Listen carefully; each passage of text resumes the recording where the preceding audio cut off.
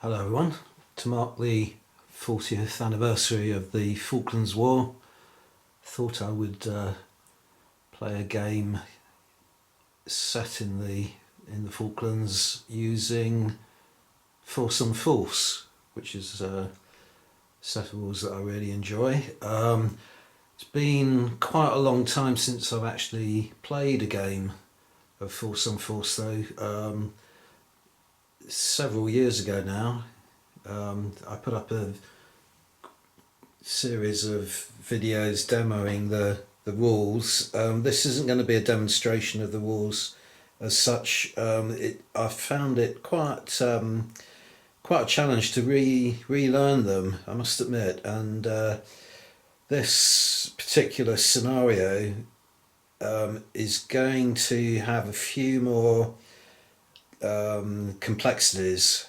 So one of the main things is that it's going to be set at night, and I had originally intended, as some of you may know, to actually play it in the dark using the night vision facility on my camera and glow in the dark dice. Now that has turned out to be totally impractical for a number of reasons.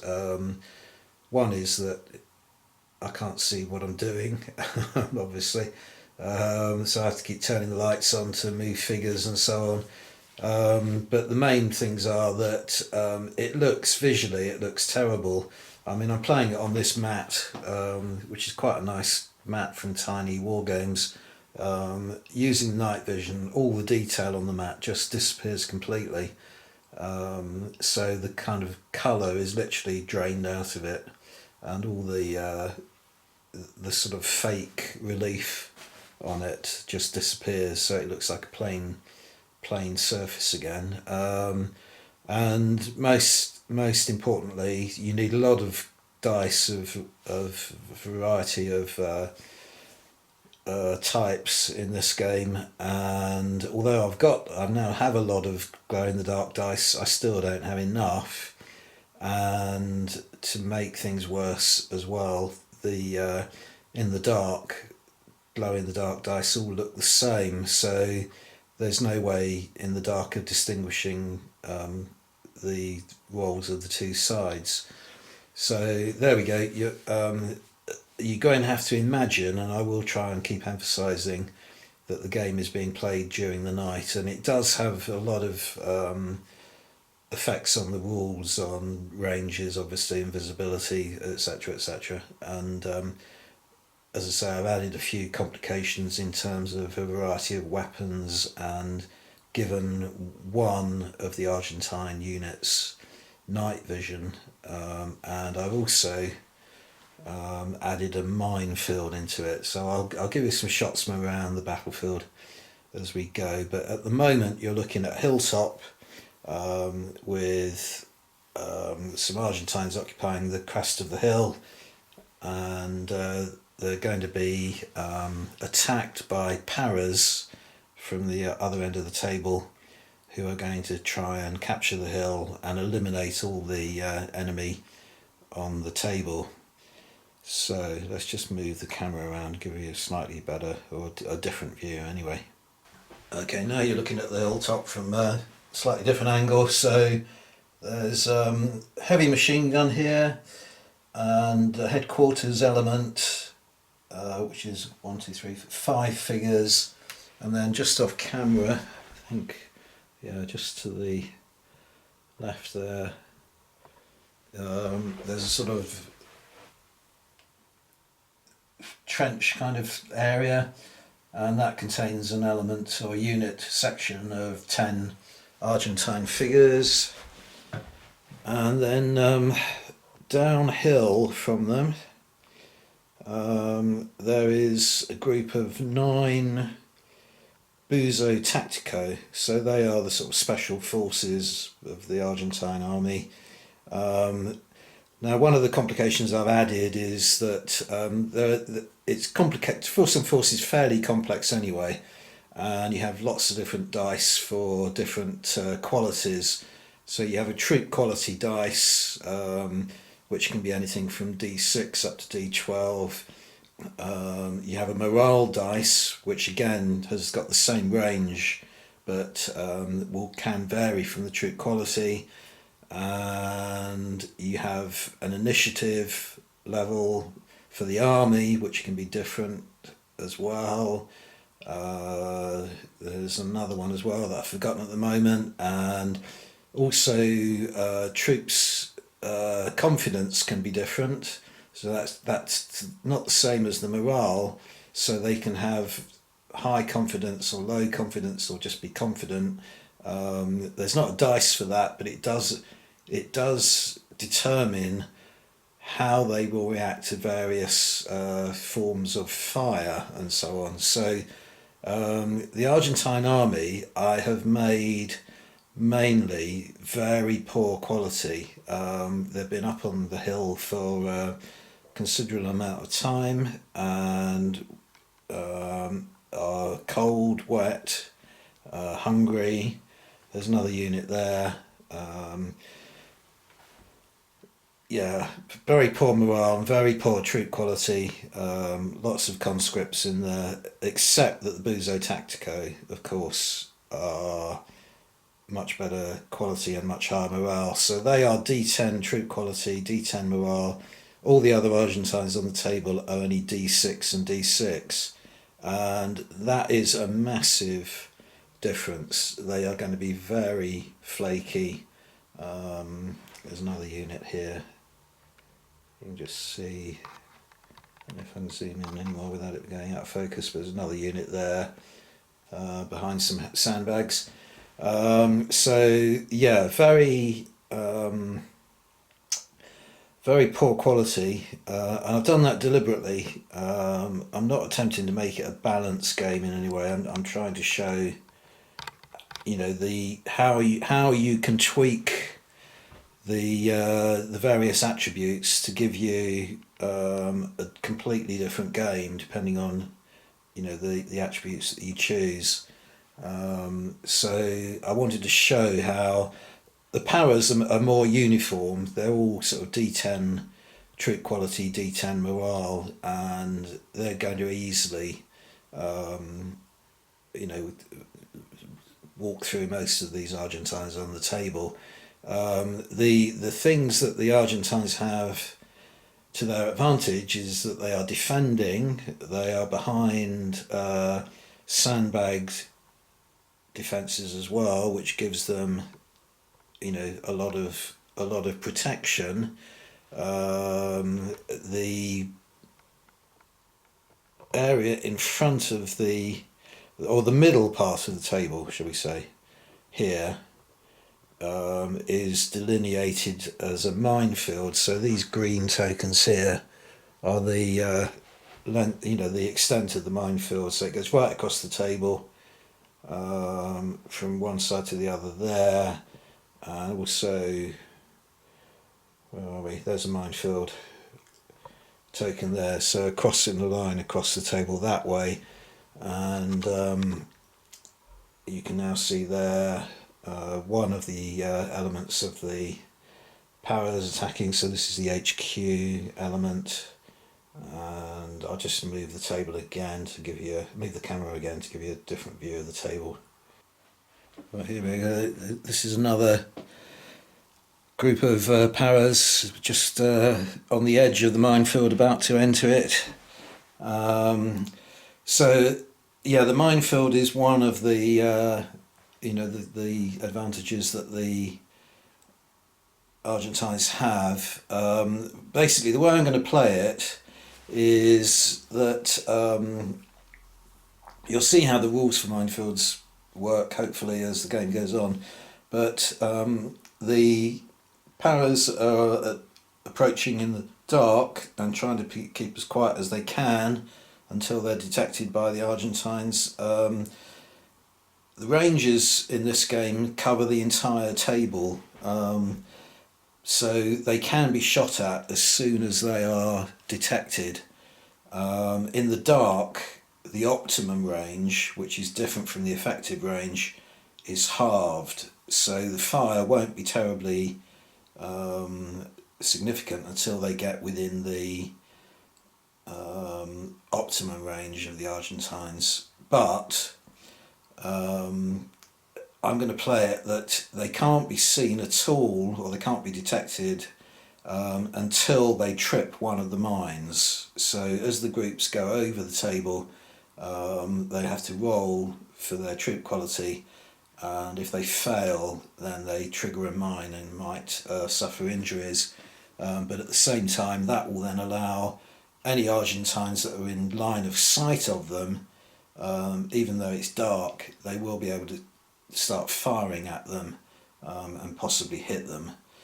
And of course vice versa, that the powers will then be able to respond. And on the left flank of the British here, there's another two sections of powers. They are going to be moving up the edge of the table, and this is just the way the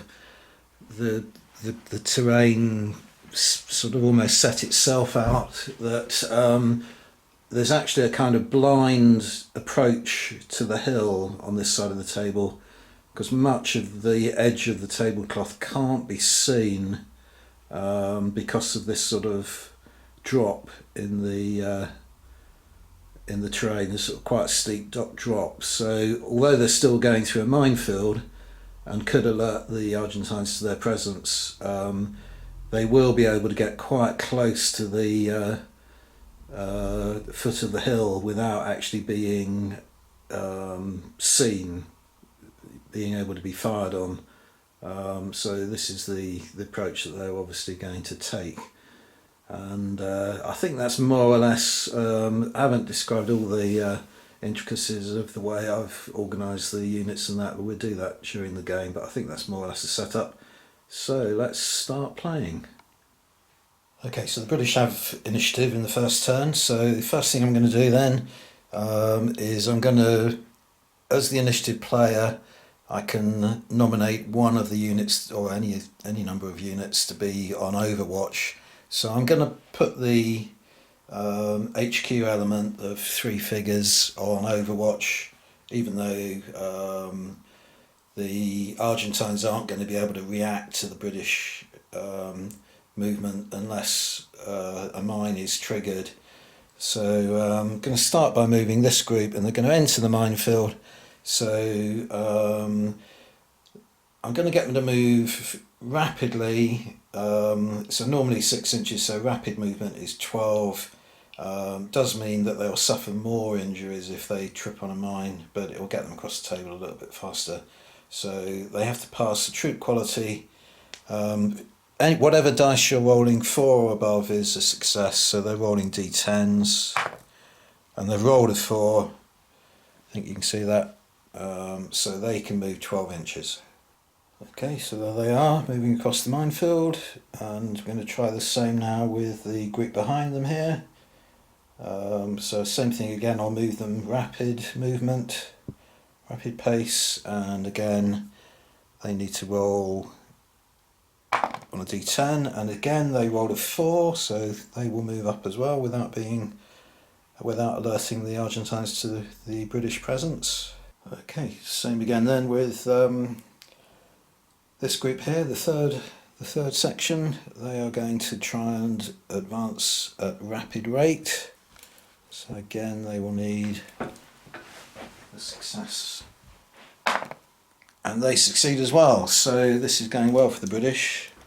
So I'll just move that section and show you what's going to happen now.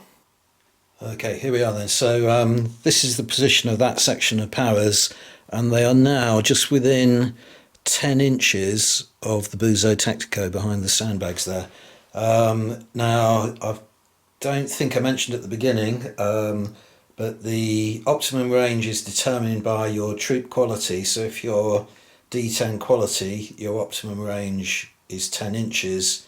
At night that is halved, but I think I forgot to mention that I've also equipped the Buzo Tactico with night vision, which means their optimum range is 10 inches.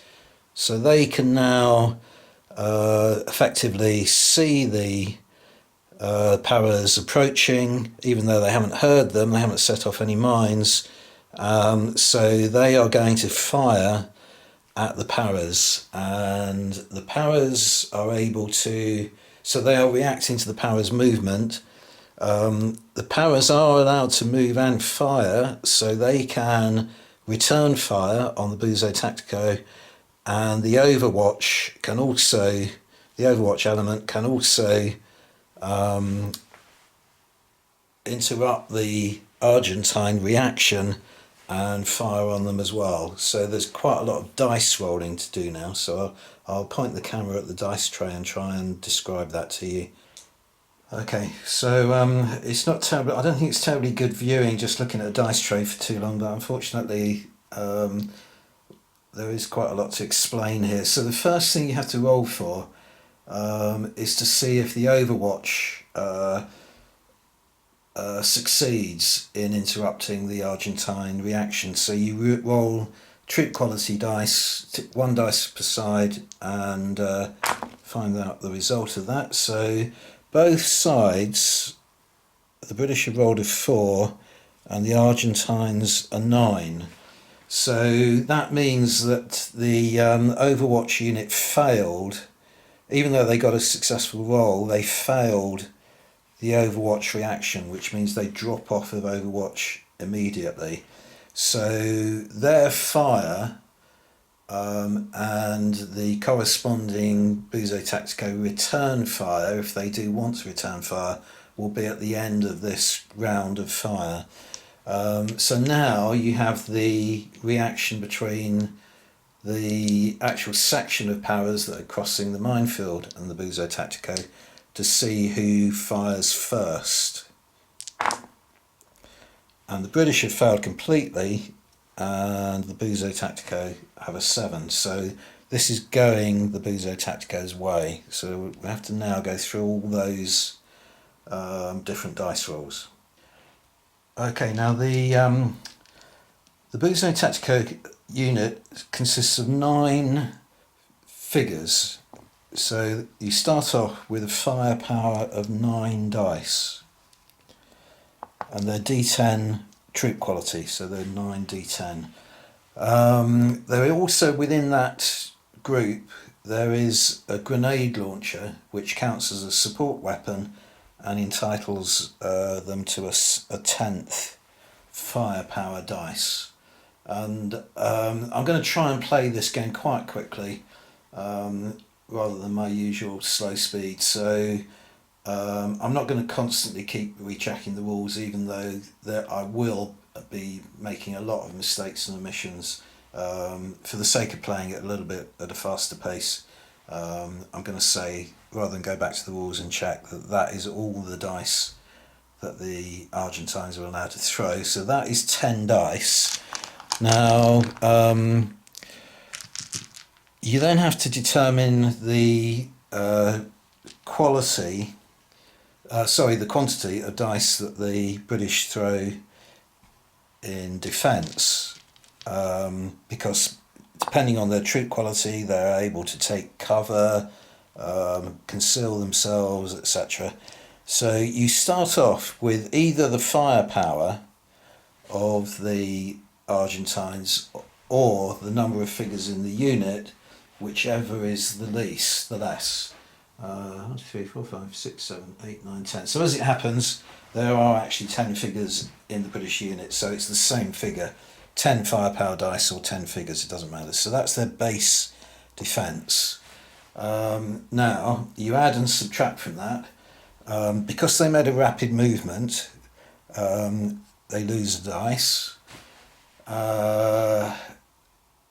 Because they made a movement at all, they're not allowed to seek cover within the terrain, which you can do as long as you're not in as long as you're in an area that is within 3 inches of a terrain piece, and they are just within 3 inches of one of the rocky kind of outcrops.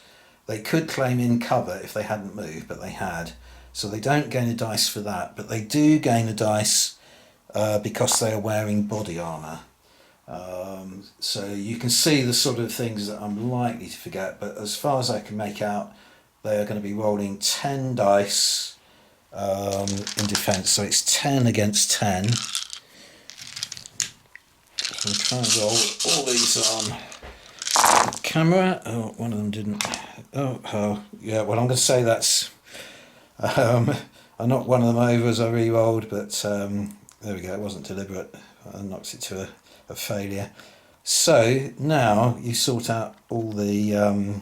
take away all the fails, so anything below 4 can come off the table. That is a 3, we're going to say.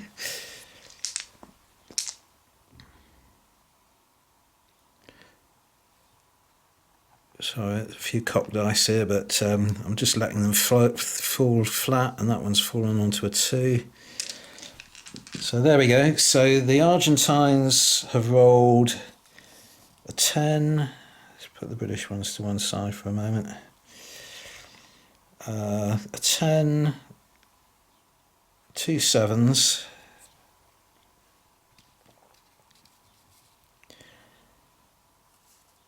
two 6s that I can see, a 5 and a 4. So the British have to kind of try and match that, and it looks like they have done. So that 10 will match that 10. That 10 will easily match the 7. Then they've got another 10 here as well. That 10 will match that 7. Then they've got a 6 to match a 6. Another 6 to match that 6. But they have 2 4s. And the Argentines have a 5 and a 4. So I don't think... can't see any matches that will actually allow them to... no, because they haven't got any 7s. So in fact, that dice is negated and the Argentines score 1 hit on the British. Okay, so for the time being, we don't know the nature of the casualty. We just know that there is 1 hit on the British. So I'm denoting that with white micro dice. So one of those figures is wounded. We don't know how seriously yet. But the next thing you have to do, if you take casualties, is you have to roll for morale. Okay, so this works slightly differently. The way you test morale is that you take the number of combat effective figures in the section. So there were 10 figures, but one of them is now a casualty. So they have 9 figures, therefore they're going to be rolling 9 dice. And they roll their D10 morale. It could be a different quality of dice to the troop quality, but it happens to be the same. So they're rolling 9 D10s. And what they have to do is roll more successes than failures in order to pass their morale. So I can see 1, 2, 3 failures and 1, 2, 3, 4, 5, 6 successes, so they have passed the morale. Okay, so now they can return fire at the Argentines, and I've already just realised one omission that I made, in that I should have given the Buzo Tactico another dice for being within optimum range, which they are. So that's an example of how I'm going to keep forgetting elements of the rules. So the British are returning fire. They're now down to 9 figures. So they start off with 9, 1, 2, 3, 4, 5, 6, 7, 8, 9 dice. They do have a support weapon in the form of light machine gun, I think it is, looking at it from here. So that gives them an additional dice. But they lose the dice for having made a rapid movement. And this is why I remembered, because although the Buzo Tactico are within optimum range, because they've got night vision, the para's optimum range is reduced to 5 inches, so then they're still not within optimum range, so they actually don't get an additional dice for being within optimum range. So let's try, rather than getting the dice all jumbled up, let's remember that it was 1, 2, 3, 4, 5, 6, 7, 8, 9 dice, and roll the British roll to begin with, and take off any failures. So I'm just going to put those in a separate tray. So they've got 2 8s, 2 7s, a 6 and a 5.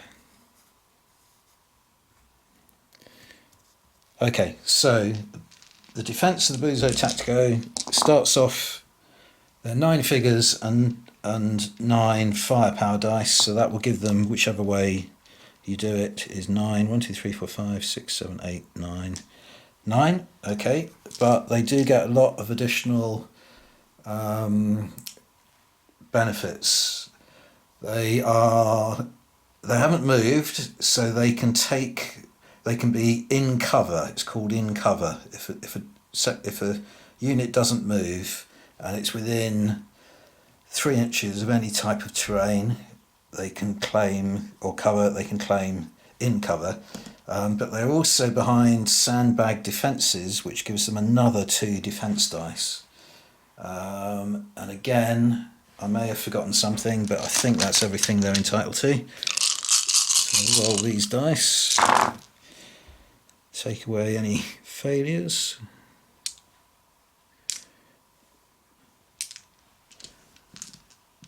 Yeah, can't see any others. And then let's match up those dice with the ones that the British rolled previously, see what we can get. So I can see a 9 there, which is going to match that 8.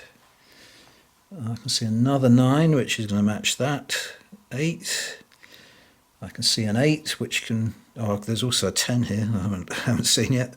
So I think they're going to be fine. 7 against 7, 7 against 6, 6 against 5, and they've got a 4, which wouldn't have helped them, but they've also got a surplus 10. So they haven't suffered any casualties from the British fire at all. Okay, now the Overwatch unit, if you remember, is also going to fire, because it attempted to interrupt the Argentine reaction and failed. That means that it falls off Overwatch, by the way, but it's nearing the end of the British part of the turn anyway. So they have got 3 figures, yeah, and they also have a support weapon in the way of a light machine gun. Gives them additional dice. They're well outside of optimum range, and I can't see any other sort of benefit. The Argentines aren't going to bother to return fire. They could lose a dice because it would be a second round of fire, but I don't think they will respond. So they've got 9 figures, but there's only 4 firepower dice there, so they will. Oh, sorry, these are I'm calling the glow-in-the-dark dice British, so they have 4 dice. So the Argentines would be rolling 4 dice in response, but they also have an extra dice for in cover and an extra 2 dice for being behind a sandbag cover. And in case you're thinking I'm not giving them body armour, that's correct. I didn't forget to do that. None of the Argentines have body armour, but the British do, so I'll have to try and remember that. So they're rolling 7 dice in response to the British 4. So the British roll 2 fails and an 8 and an 8. And the Argentines roll 2 fails and 1 8, you can see there, but nothing else. That's a 6 and not a 9. Nothing else to match the other 8. So that Overwatch unit has actually scored 1 hit on the Argentines. Right, so same again. For the moment, we don't know what type of injury it is, so we just put a white dice there, denoting that they have one casualty, and then we roll for their morale. They have to do a morale check. They have 8 combat effectives now, so again, they have to get more successes and failures. An equal amount is a failed morale check. So they have 1, 2, 3 fails and 5 successes, meaning they have passed the morale check. Okay, that's the end of the British turn, as it were. So now the non-initiative player can activate any units that didn't react in the British part of the turn, in the initiative player's part of the turn. So there's that unit there. They actually can't see any of the British. They haven't got sort of line of sight or line of fire on any of the British units, and neither has the headquarters unit there. So they're not going to do anything, but the heavy machine gun on the top of the hill certainly can see down and get fire onto, where are they? The powers there. And also the Buzo Tactico have already fired, already reacted, so they don't have any further activations. But there is another unit here of Argentines who equally are going to fire on the British. And both sets of fire, the British can react to and return fire, but for each round of fire they make during the turn, they lose a firepower dice. So first thing we're going to do, I think, is fire the heavy machine gun at them. So first thing you have to do is a reaction test then to see who gets their shots in first of all. So now we're down to the lower quality Argentine troops, so they're only rolling a d6 against the British d10.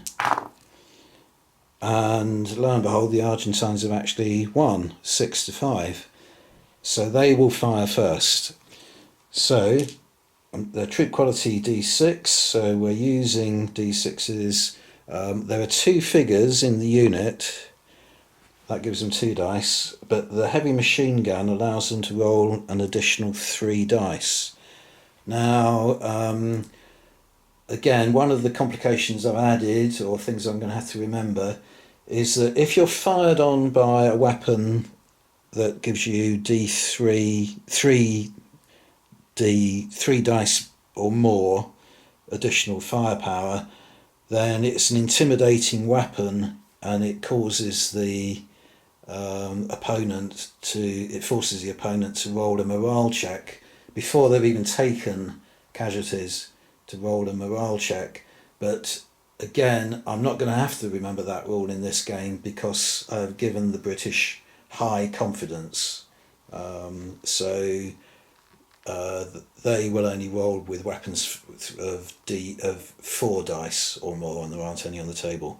So that's just an aside in a way. It's not relevant to this game, but an example of how the rules work. So the Argentines are rolling 5 dice. So they're, at the moment there are. Well, I count. You see, this is where I'm not sure about the rules, but I would count the casualty figure as a figure for defence, because casualties can be hit again.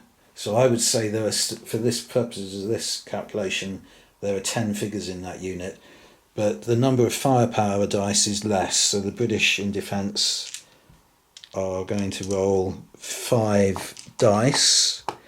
They have body armour on them, which gives them some protection, but they have moved, and they also lose a dice.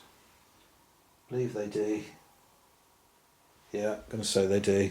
They lose the dice for having moved rapidly. Means that they are less able to uh, seek kind of cover as they move, etc., etc.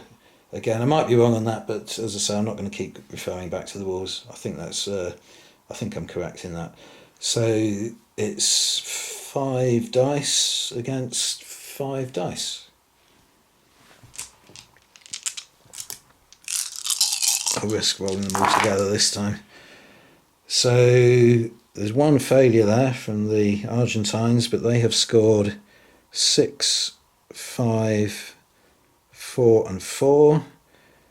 And the British have got 6, oh they've got 7 as well. 7, 6, 6 and 5. So they can match all of the Argentine dice, so they don't take any hits from the machine gun fire.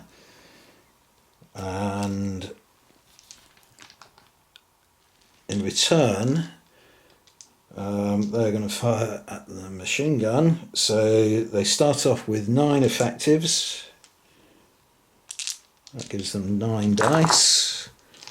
1, 2, 3, 4, 5, 6, 7, 8, 9. They have a support weapon, gives them an additional dice. So that is 10 dice in total that I can see.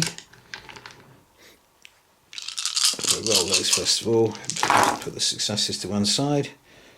So there's a 10. Well, this is pretty. I think every dice has succeeded. 10, 9, 8, 7, 7.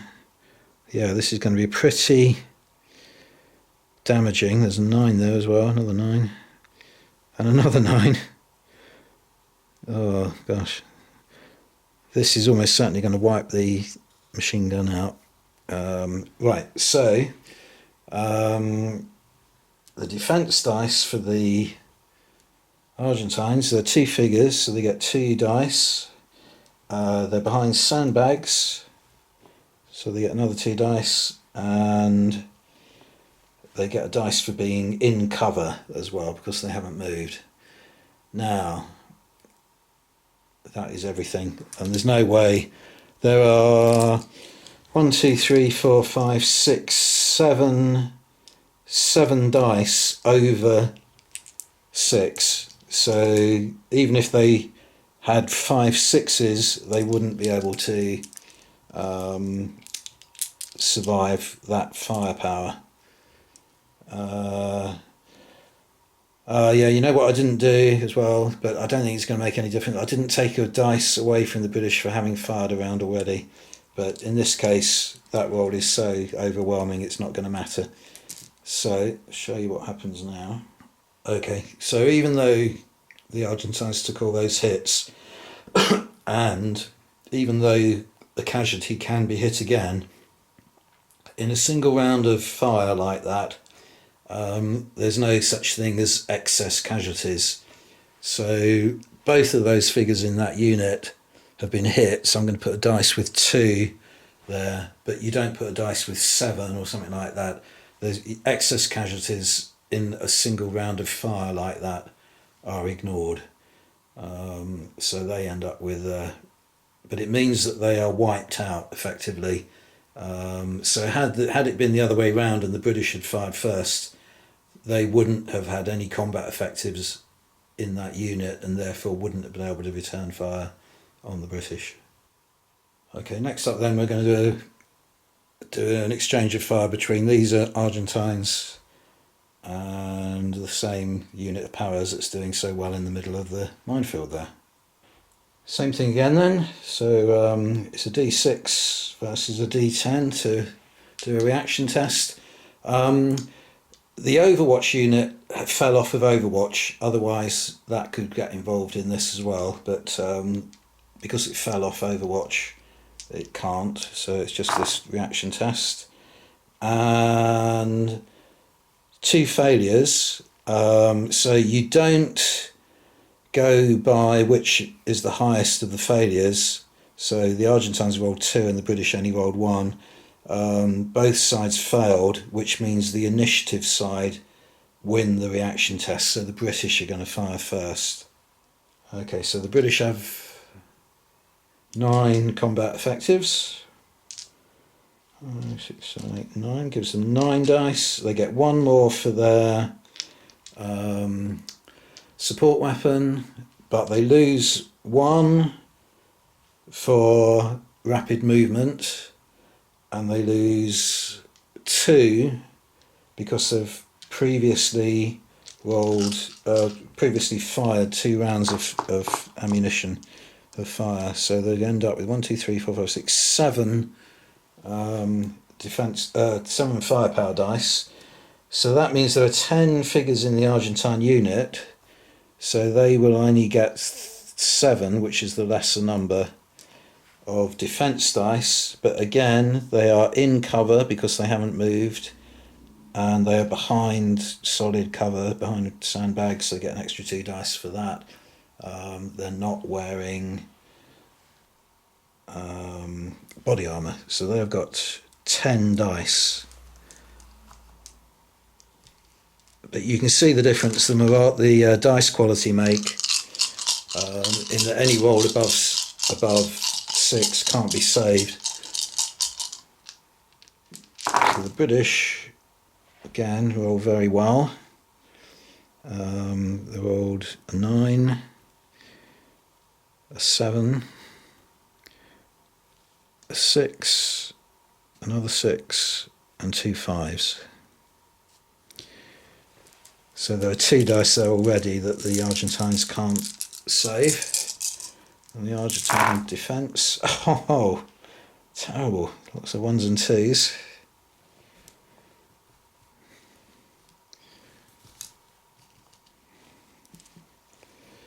Okay, so the Argentines roll a 5 and a 4.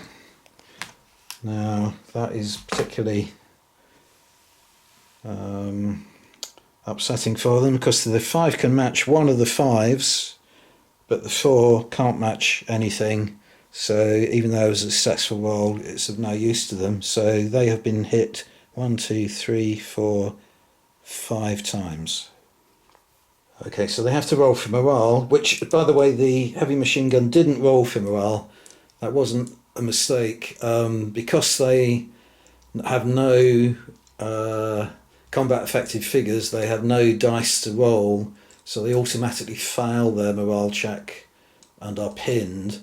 But because they were wiped out, they would have been pinned anyway. So it's the same result for them. But the Argentines are left with 5 combat effective figures, so they roll 5 dice, and they need more successes than failures. And they have more failures than success. So that means that they are pinned for the rest of the turn, and that stops them from returning fire on the British paras. Okay, so I'm going to put a pin marker. I'm using these skulls as pin markers on them, but the pin markers come off at the end of the turn, and that is the end of the turn. That's all the units that the Argentines were going to activate anyway. So having put it on, I'm going to take it straight off.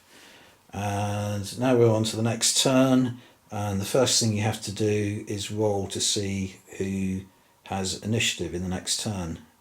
Right, now the way you work out initiative, I've actually given the Argentines D8 rather than D6 initiative. They are in a sort of defendable position and so on, so it does give them some benefit, so I thought that was a reasonable thing to do. But the British are D10. Now, for every 2 units, you roll a dice. So I'm not sure about this in the rules, so I'm judging that the wiped out unit still counts as a unit for these purposes. So the Argentines have 1, 2, 3, 4, 5, 6 units on the table, and that means they roll 3 d8s for that, whereas the British have 4 units, so they're going to be rolling 2 dice. The British had initiative last turn, that gives them an additional dice, but the Argentines have more units on the table, so that gives them an additional dice. And this isn't an opposed roll, as it were, it's just simply counting how many successes and failures each side have, and the winner takes the initiative. So that's a fail. So the Argentines have got 4 successes, the British only 2. So in the next turn, the Argentines have the initiative. Okay, now the next thing you have to do is go through and do first aid checks on all the different casualties. You cannot do that on a unit that has been wiped out, so it has an equal number of casualties to the figures in the unit. So the heavy machine gun team on the Argentine side can't do a first aid check, so it remains wiped out and inactive until a first aid check can be done on it, which is when you move another unit up into cohesion with it. So we're going to start with the British, and one of their sections has 1 casualty. So you roll a d6 and they rolled a 4. 1 is dead, 2 and 3 is a serious casualty, 4 and 5 is a light wound, and 6 is fine. They get up and walk away unscratched. Okay, so we now know that this wound is a light wound, so I'm denoting light wounds with blue dice, so we can replace the white dice with the blue dice. I'm going to use red for serious wounds if there are any of those, and if a figure is killed then you just remove a figure from the table. You don't have to check which of the particular figures is wounded. It's assumed that all the rolls within the unit and the weapons and so on are interchangeable, that every figure is trained in the use of the support weapon, etc., etc. And if the leader is killed, another more junior figure can take over the lead, so you don't have to worry about who is actually wounded. But the one effect that will now have is that in order to move anything faster than tactical speed, they have to pass a troop quality test to move at rapid rate, so it's slowed them down a little bit effectively. Okay, next we'll do first aid check on the Buzo Tactico, who again they've only got 1 casualty at the moment. So that's more serious. They score a 3. So that is a serious wound. The result of that is, like the light wound, they now have to pass a troop quality test if they want to move faster than tactical. But in terms of this particular turn now, they can't do anything. They're busy attending to the serious wound, so all they can do is react to fire. They can't initiate fire. They can only respond to fire on them for this turn. And then finally the Argentine unit that's got the 5 casualties, so they roll 5d6. Very lucky roll. 3 6s, meaning 3 of those casualties were just scratches and they're fine. And then the other 2, 1 is a 3 and 1 is a 4, so they got 1 light wound and 1 serious wound. So again, they will only be able to react to fire this turn. Right, there we are then, that's the first aid checks all done. So that unit there, 1 serious wound, 1 light wound, and the Buzo Tactico 1 serious wound. So even though they've got the initiative this turn, the Argentines aren't going to be able to activate those units. They're only going to be able to react to fire. So for on the initiative part of it then, all I can really do is, to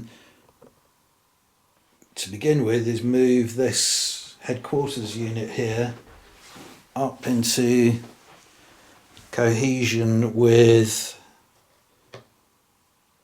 the heavy machine gun, and that means at the beginning of next turn they'll be able to do a first aid check on them, and hopefully get them back into action. And I'm going to say, because it's kind of just behind the lip of the hill there, that the British can't actually see them moving, so they can't react. As the reactive non-initiative player, they can react to the enemy's movement, but they can't actually see that movement, so they can't do anything about that. But the only other thing that's going to happen now is that there is a sort of direct line of fire between this unit here. They can't see the two para units to their right because they're kind of down in that gully, but they can see this unit here. So there's going to be an exchange of fire between those two units. Right, I'm wondering what to do here now. If I take a reaction test, and I think I will, I think it makes sense for the paras to react to the fire. So if I do that, it means that as the non-initiative player, that section will have been activated and therefore can't be moved. But I think that's probably the most sensible thing to do, rather than keep them moving forward. So we're going to do a reaction test, and lo and behold, the Argentines actually win it 5-4. So the Argentines are going to fire first. So 1, 2, 3, 4, 5, 6, 7, 8, 9. So they have 10 figures. So they're rolling 10d6. And they have a support weapon, which I think, looking from here, is a light machine gun. Yeah, they do definitely have a support weapon of some type, so that gives them an additional dice, and that is it. Now, the difference between light wounds and serious wounds as well, by the way, is that light wounds can contribute to firepower when the paras return fire. Serious wounded figure is out of action effectively, and is just a sort of casualty dependent on the unit. So that is 11 dice, but the paras only have 10 dice in their 10 figures in their unit, so they have 10 defense dice, but they haven't moved, and they are within 3 inches of a terrain piece, so they can claim in cover, giving them an additional dice. And they have body armour, which will give them another dice. So let's roll the Argentine dice first. Take off all the fails. Oh, it's pretty good, pretty good. So they've got 6, 2 5s, 3 5s, and 4 4s. Let's see what the British can do in response. Rolling their d10s. Take off the fails. This is probably going to be sufficient. I've got 1, 2, 3, 4, 5, 6 that are 6 or above. 1, 2, 3, 4, 5, 6. Let's put them next to one another so you can see on camera. So the 10, the 7, 7, 8, 6, 9. Oh, they've done it easily. 2 5s. So 1, 2, 3, 4, 5, 6, 7, 8. 1, 2, 3, 4. So both sides had 8 successes, but the British successes are all higher numbers than the Argentines, so they didn't take any casualties. So now they can return fire.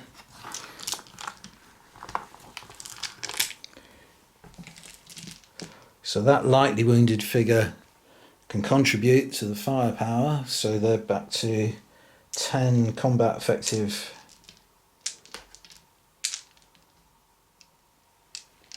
figures plus 1 for the support weapon.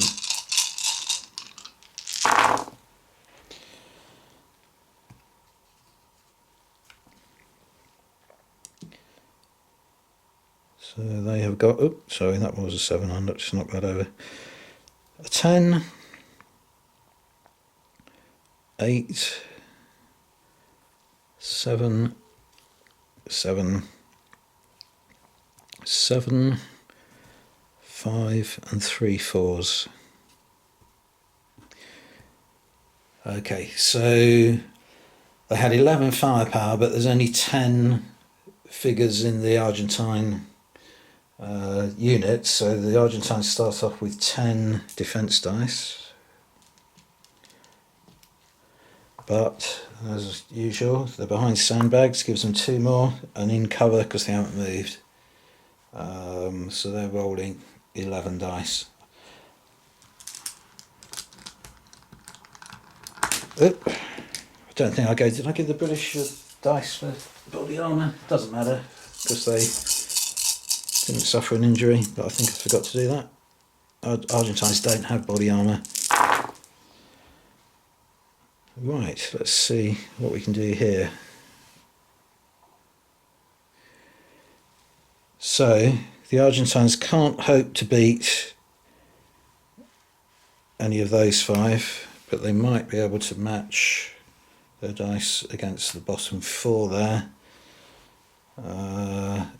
So they've got 6 will beat that 5, another 6 there will beat that 4, loads of 5s, easily beating the 2 4s, and a couple of 4s as well to spare, but 1, 2, 3, 4, 5 casualties, 5 hits that they can't defend against. Okay, so the Argentine unit's taken casualties, so they have to roll for morale. 10 figures in the unit, with 5 of them have wounds of various types at the moment, so we're just rolling 5 dice, needing more successes than failures. And again, they've failed their morale because they've got 3 fails and 2 successes, and that means that they're pinned until the end of the turn. Okay, so that's as much as the Argentine player can do anyway as the initiative side.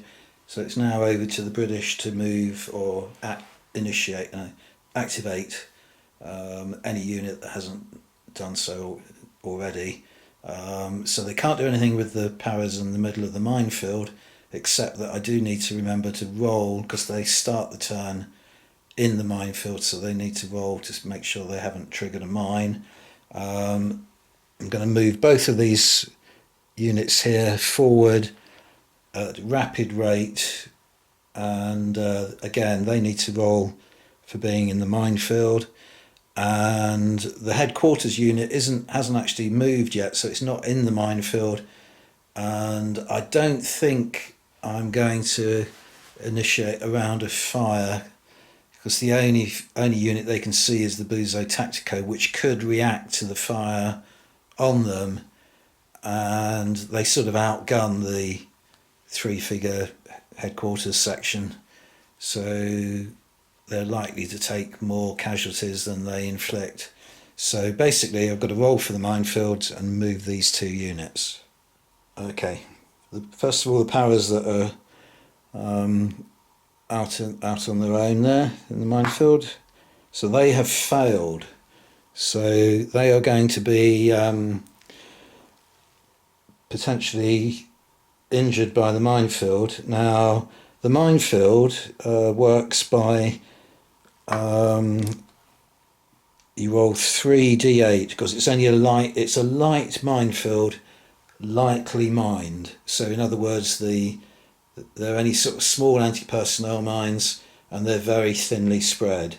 So I'm rolling 3 attack dice, as it were, against the unit, needing successes, obviously. And there are two successes there, a 7 and a 5, so we'll just put them into one side for a moment. Now the British defence dice, they start off with 3, and they can't claim anything in the way of additional dice other than their body armour, so they can roll a 4th dice in defence. So let's see what they get. 7, a 7, a 6 and a 3. So they have successfully defended against the minefield, so they don't suffer any wounds from that. Now the two powers out on the left flank, the front section first of all passes. Oh sorry, did you say that it was a 6? It might have been off camera. And the section behind passes as well, that's a 7. So they can both move forward at rapid rate. Okay, then that's the situation at the end of the turn. So in the distance there's those two sections of powers moving forward, and they're still concealed. I know it doesn't look like it from here, but they're kind of over that lip and can't be seen by this Argentine unit here. And it is night time as well, remember. Not that would have mattered. It's they haven't got a shot, or the Argentines haven't got a shot on them, so they can't be fired at. So the front unit is now out of the minefield. The rear section is still in the minefield. So the plan is that the front section is going to now climb this hill and attack that section of Argentines there. And once they begin to go up the slope of the hill, I'm going to say, once they're sort of more than halfway up it, they'll certainly be within sight of one another. It's just the way the terrain happens to have fallen. And the rear section are going to try and charge this unit here, but they do have to get over some difficult terrain in the form of those rocks. And that is going to have that's going to have to be diced for as well, and I'll show you how that works when we come to it. So that's the situation as stands at the moment. So end of the turn, we can take the pin markers off now. So that unit there had a pin marker, and again we have to dice for initiative. Okay, so we're rolling for initiative, and this time around the Argentines, again, they're rolling d8s, but they're rolling 3 dice because they have 6 units on the table, 1 dice because they had initiative last turn, and another dice because they have more units than the enemy on the table. And the British are down to only rolling 2 dice because they have 4 units on the table, but they are rolling d10s. So again, you're not trying to match them up, we're just trying to count the number of successes. So the British have 2 successes, and the Argentines, lucky, they got away with that because they have 3 successes, so they retain initiative. Okay, and then next we do the first aid checks. So there is now a unit in cohesion with that heavy machine gun, so we can do a first aid check on the 2 casualties there. So roll 2d6, 1 is fine, gets up and just a scratch, and 1 is a 4, which is a light wound. Okay, and then there's the Argentine unit that took 5 casualties in the last turn.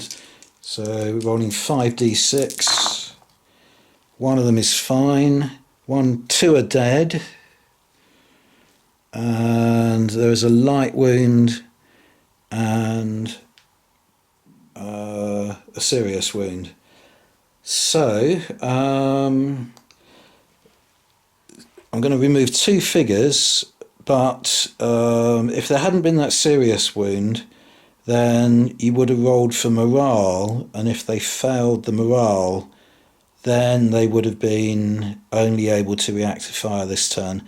But because they do have a serious wound, there's no need to do that, because they are going to only be able to react to fire this turn.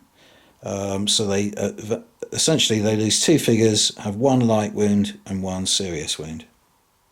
Okay, as the initiative player then, the Argentines are going to nominate the heavy machine gun, which is back in action now, as being on Overwatch.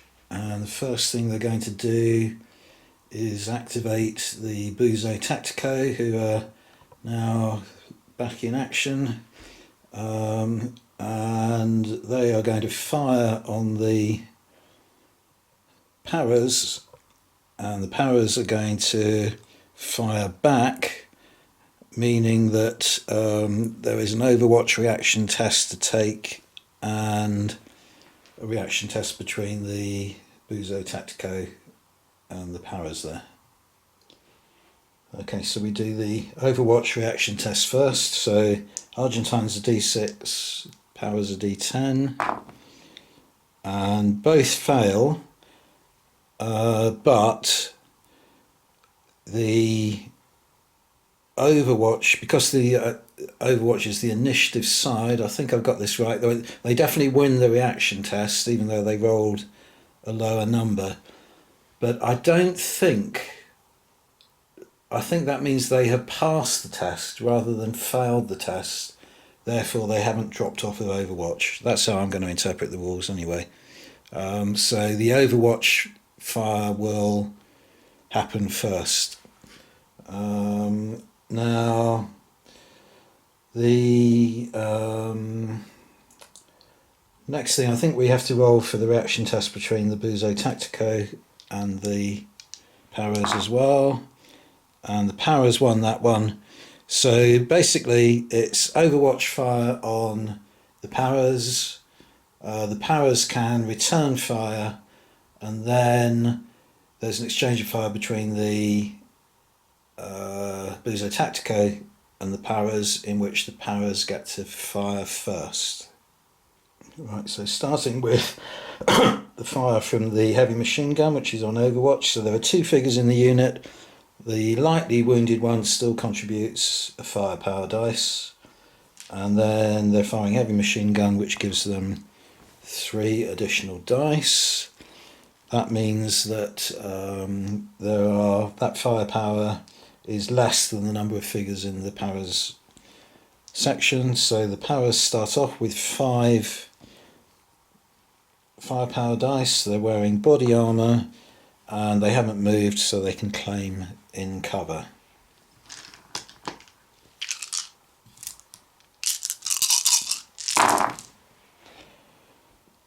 So the Argentines have got 5 successes there.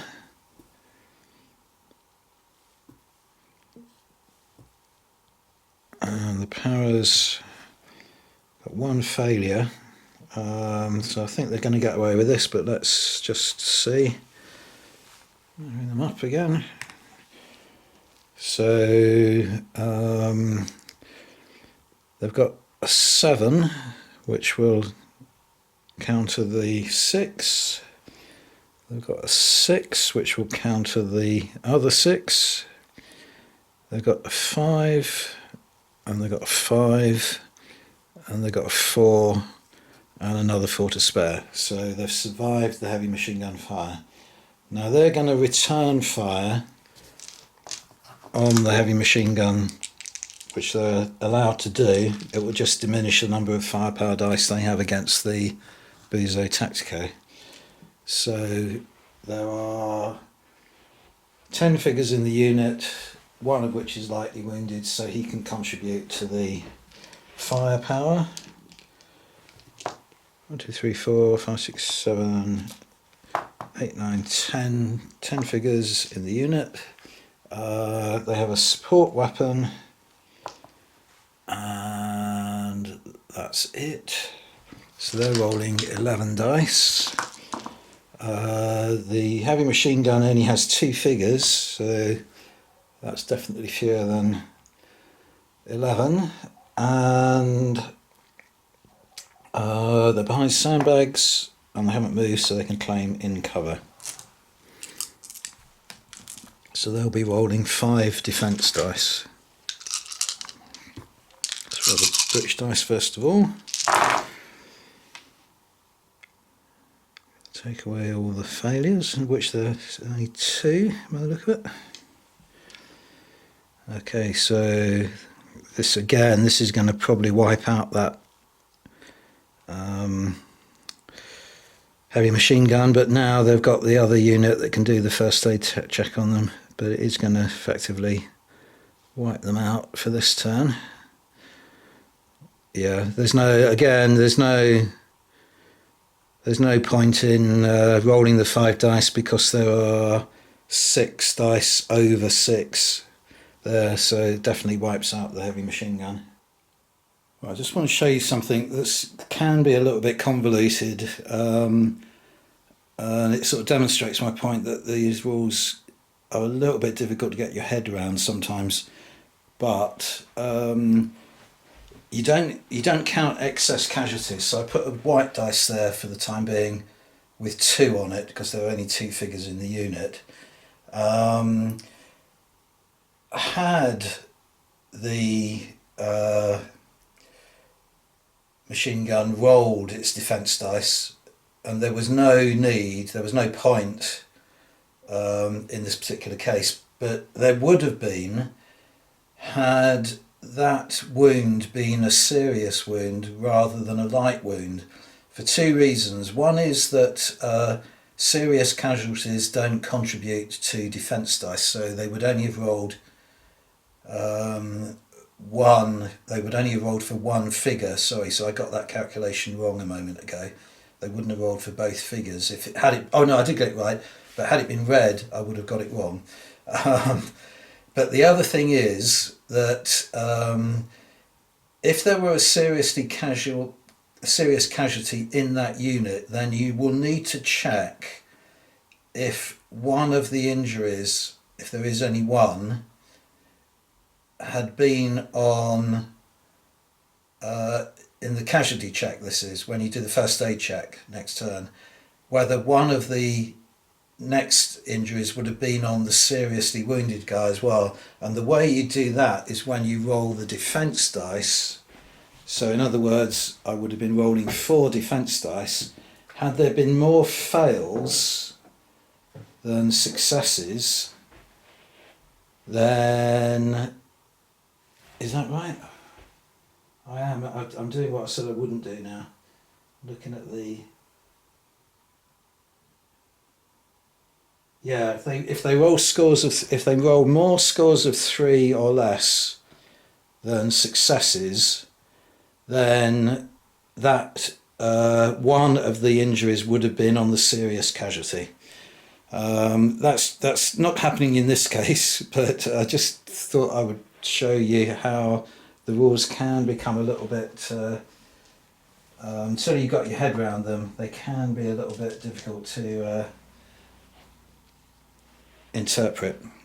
So next up then is we're going to do the round of fire between the Buzo Tactico there and the Paras. Next up then, the Paras and the Buzo Tactico exchange fire, and the Paras won that reaction test, so they fire first. So they have 10 figures, meaning that they roll 10 firepower dice. They have a support weapon, so they get an additional dice for that. But they have now already fired a round of fire at the heavy machine gun, so they lose a dice for that. And don't think I can think of any others, so they are rolling 10 dice. So let's do that now.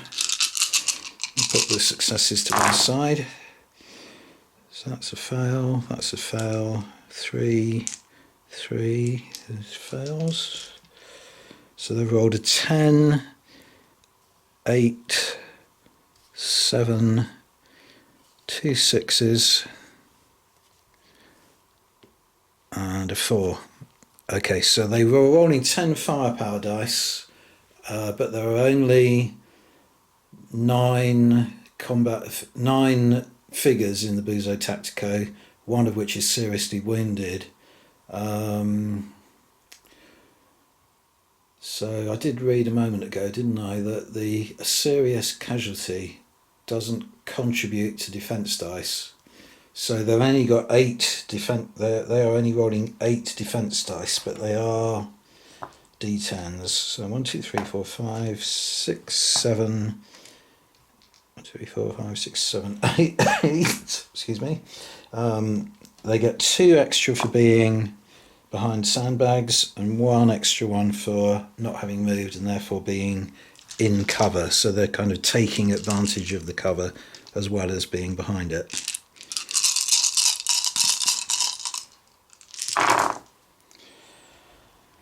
Right, take out the fails.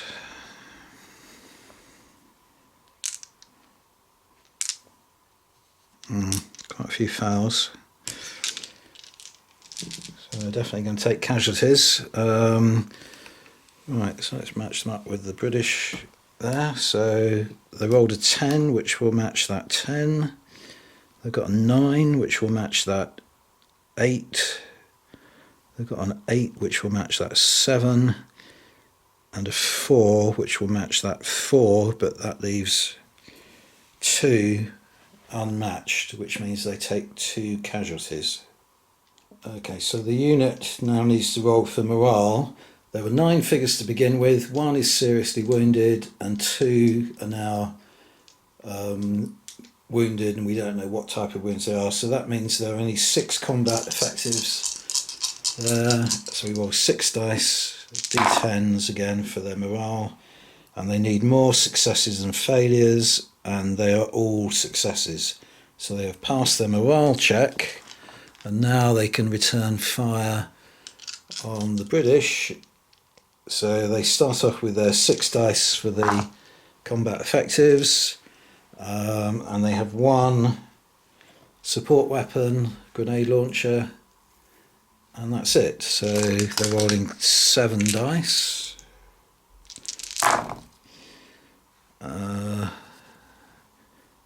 2 fails, so they have scored 7, 6, 2 5s and a 4. So they were, in terms of defence, the British, the firepower of the Argentines was 7, so that is less than the number of figures they have.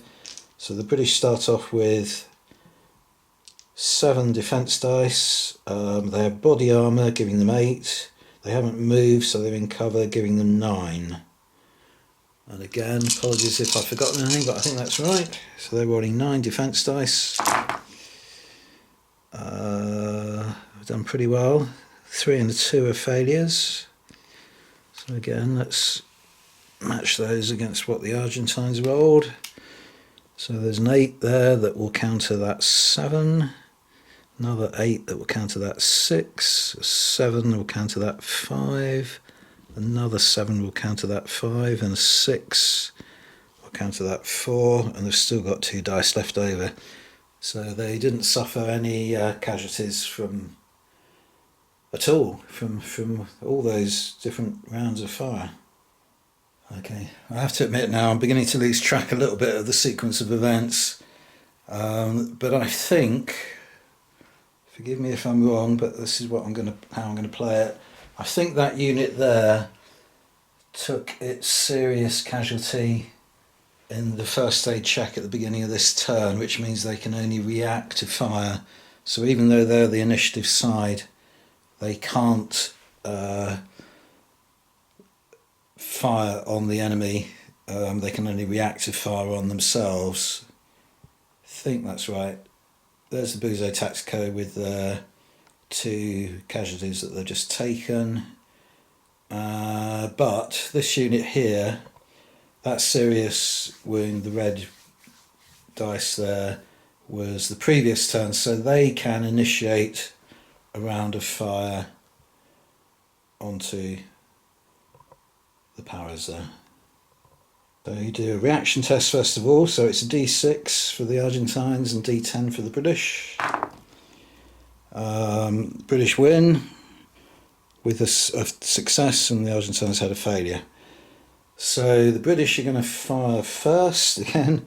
Now, they have 10 figures.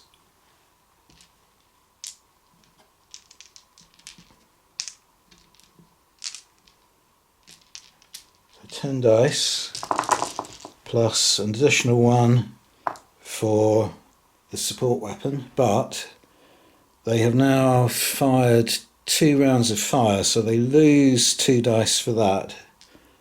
So they, I think I got this right, are rolling 9 dice. So roll them first of all. Take off any fails. And again, they've got a lot of dice rolls over 6 here, so the Argentines are in trouble again. But I told you at the beginning of the game, as I said, D6 morale, even a 1 die shift is significant, but 2 die shift like that means it's almost a foregone conclusion that the British are going to win the game. But it's more to show you, you know, the how you can tweak these various qualities, you know, to produce differently balanced games. You know, so you can set scenario. There's a lot of fine tuning that you can do with these rules to produce exactly the scenario you want. And I wanted to show a sort of an attack on a hilltop or a mountaintop in the Falklands that was more or less typical. That the in the main the Argentine resistance was weakened by their poor state. You know, having been out in the cold weather for, you know, a number of weeks, if not months, prior to the, you know, the British attack on the mountains around Stanley. Okay, so the Argentine defence, the British firepower was 9, so they start off with 9 anyway, because they've got 10 figures in the unit, but 1 is seriously wounded, so it's 9 whichever way you count it. So 9 dice, and then they get an additional dice for being in cover because they haven't moved, and another 2 for being behind sandbags. But there are 1, 2, 3, 4, 4 dice above 6 there. So there are 4 automatic casualties. Now, one of these is seriously wounded, so we have to make a note of the proportion of successes and fails here. So there is a fail, another fail, another fail, 2 more fails there. And the rest are successes, so 1, 2, 3, 4, 5, 1, 2, 3, 4, 5, 6, 7. Yeah, so all the wounds will be on fresh figures rather than on that seriously wounded one. Okay, so that's very unfortunate for the Argentines because they haven't got any 6s there at all. No, none at all, which means that the only dice they can save against is that one, the 4. So they've got 1, 2, 3, 4, 5, 6 hits. Okay, so they started with a unit of 10 figures. One of them is already seriously wounded, and they've got 6 casualties now, so you're taking 7 off of 10, so that means they're rolling 3 morale dice. And they rolled 2 successes and 1 failure, so that means they pass their morale test. Now they can return fire. So again, they start off with 3 combat effectives at the moment, so they're rolling 3 fire-powered dice, but they can still, that grenade launcher or support weapon can still be passed around, so they get an additional dice for that, so they're rolling 4 dice back at the British. 2 fails, so they got a 6 and a 4. So British start off with 4 defence dice because that's the lower number. They've got 4 more figures than that, and they have body armour, gives them an extra dice, and they haven't moved, so they can claim in cover.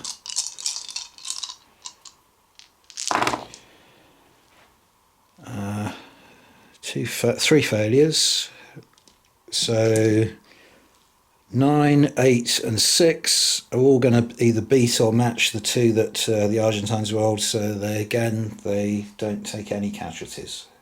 Okay, so that's everything that the Argentines can do in their part of the turn. So any units on the non-initiative side that haven't been activated can now move. So the unit there that you're looking at is outside of the minefield now, so that is going to make a rapid move up the hill, and it may well come in sight of the Argentine unit at the top of the hill at this point, but only Overwatch units can react to movement of a non-initiative unit in this part of the turn. So even though they come in sight, they won't be fired upon by the Argentines. So I'll move those first. Right, there they are then. So they're about 6 inches away from the Argentine defences now. So that's been a very successful manoeuvre, because it's only now that they are within sight and can be fired at. And as I say, the Argentines can't do anything about it in this part of the turn now. But a little bit further down the hill there, this unit of Paras here, who are still in the minefield, so I'm going to have to roll in a second to see if they've triggered any mines, are now within charge distance of this unit here. So they are going to charge the Argentines there, and the Argentines I think are allowed to, even though they can only react to fire, I think they're entitled to defensive fire from the charge. Again, I'm going to allow them that in case I made a mistake earlier. I'll allow them that, but not only do the Paras have to roll their troop quality to check about the minefield, but they're going to be crossing difficult terrain here in order to do that. So they need to pass another troop quality test to get across this difficult terrain without being injured again.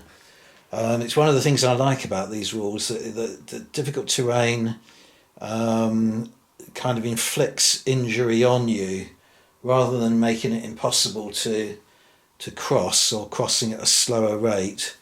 You suffer injury as you go across it, which I think is a nice distinction of the rules. Right, here we go then. So there's a lot to take into account, so apologies, I probably will be getting this wrong. As I say, I'm trying to speed the game up a lot by not constantly referring to the rules, but trying to do it from memory. So first thing is, the Paras are still in a minefield, so they have to pass a troop quality test not to trigger a mine, and they just do it. They've got success with the 4. Then they're going to attempt to charge at the enemy, so they need to pass a troop quality test in order to be able to do that. And again, they pass, so they do. And then they're crossing, in order to get to the enemy, they have to cross over the rocks, which is difficult terrain, so they need to pass a troop quality test not to sustain injury from doing that. And again, they succeed. So now, in order to receive the charge, the Argentines have to pass a troop quality test. Otherwise, otherwise they can't use defensive fire. If they pass, they could choose to pull back, but because they've got serious casualty, they don't have the option of doing that either.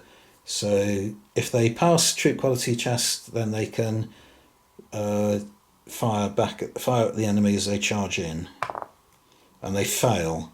So that means that the Paras move into contact, and there is a close combat takes place which goes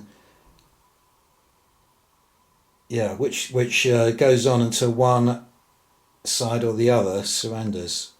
Right, just point out as well that being the initiative side, if that Overwatch unit had still been operational, then they could have fired at the attackers as they came into the charge, but they're wiped out at the moment. So the situation is we're going to fight a melee there to the bitter end, to one side or the other surrenders and is taken prisoner. So just going to show you the dice tray and do all the dice rolling for that next.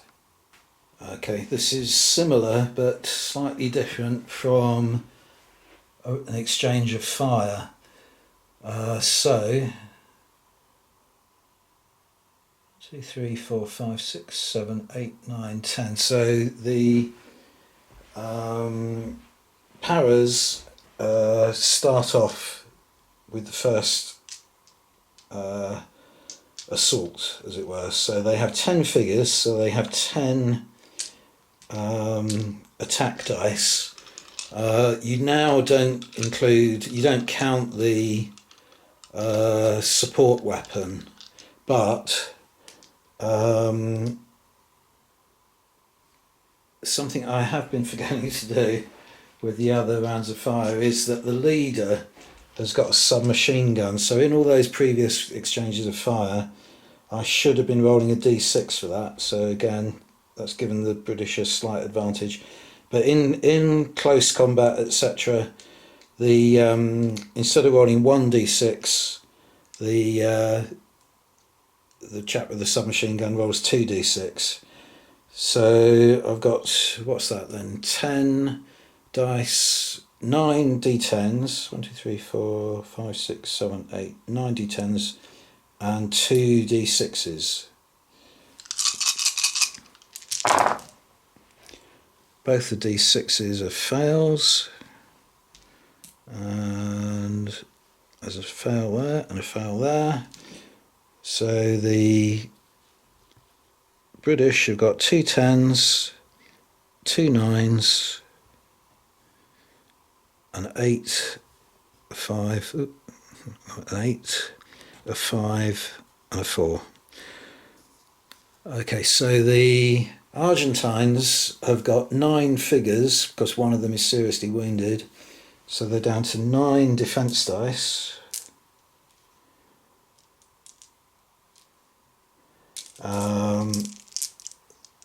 They don't count cover or anything like that at all now.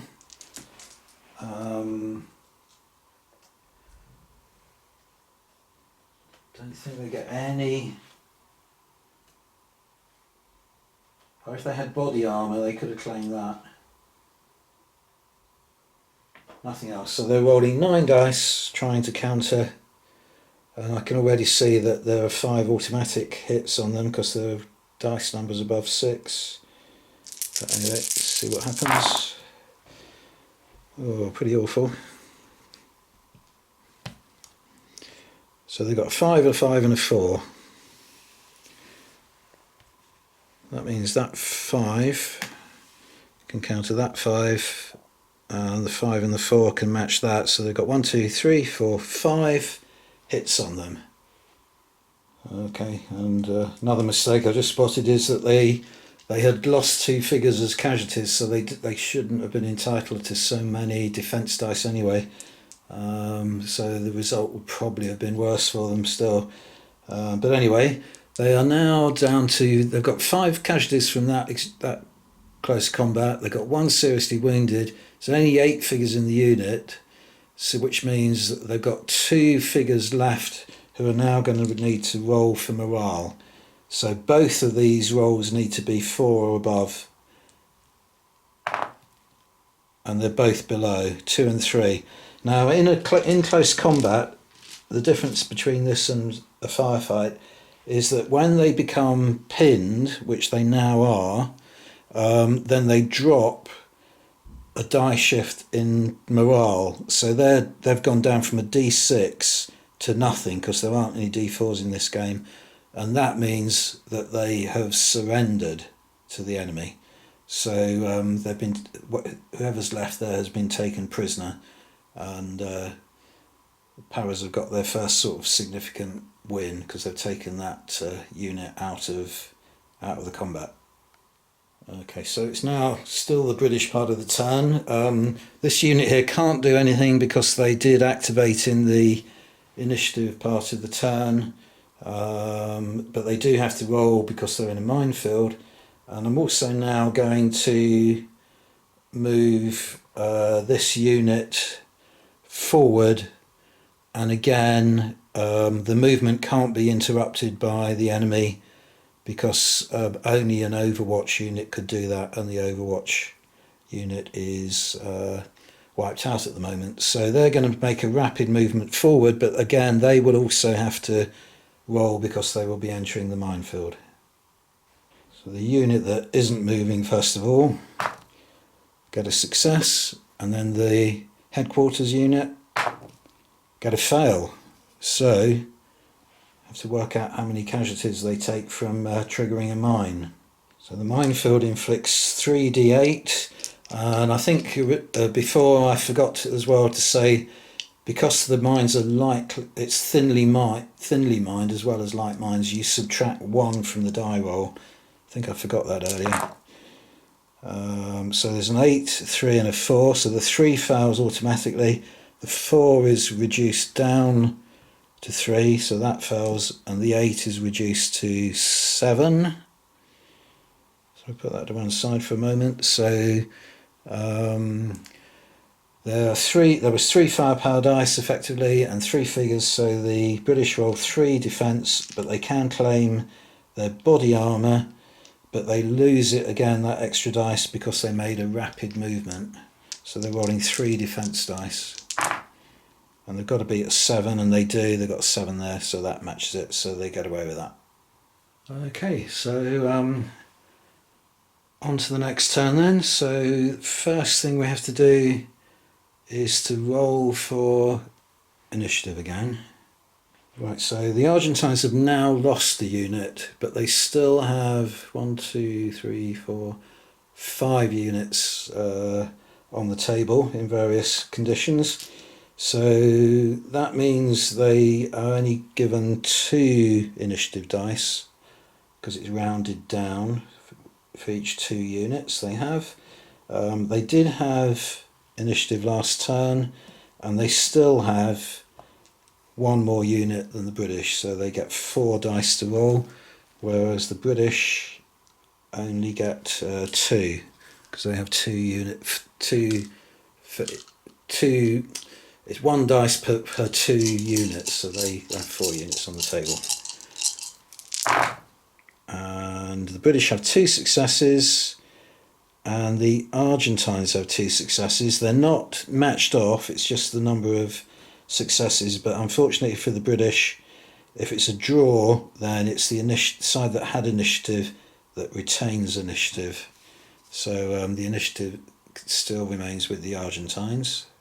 Next up, first aid checks. So it's kind of irrelevant in a way, but I'm going to do a first aid check on the unit that's been taken prisoner because they have 5 casualties there, and it just means I can remove some figures if any of them are dead. They're kind of they're termed dependents now, so the British suffer a similar penalty to moving as if they had a serious casualty of their own. And there is potential for prisoners to be recaptured, but whatever the case, they can't take part in the game even if their own side managed to recapture them, as it were. So 5 dice for 5 casualties. 1 of them is okay, 2 light wounds and 2 serious wounds. Next we're going to do the heavy machine gun. So there's they're wiped out, but now there's another unit in cohesion with them, so the first aid check can be done. So there are 2 casualties, we're rolling 2 dice, 1 dead and 1 seriously wounded. So the seriously wounded means they can only react to fire. There's 1 figure left and they can only react to fire this turn. And then the Buzo Tactico also have 2 casualties, and that is 2 serious wounds. So once again, they can only react to fire this turn. And there's another Argentine unit that's actually got 6 casualties on them, so we're rolling 6 dice. 1 is fine, 1 is dead, 3 have got light wounds, and 1 has got a serious wound. So again, the dead one, if there weren't any serious wounds, then you would roll for troop quality to see if they carried on. But because one of them has got serious wound, that unit as well can only react to fire this turn.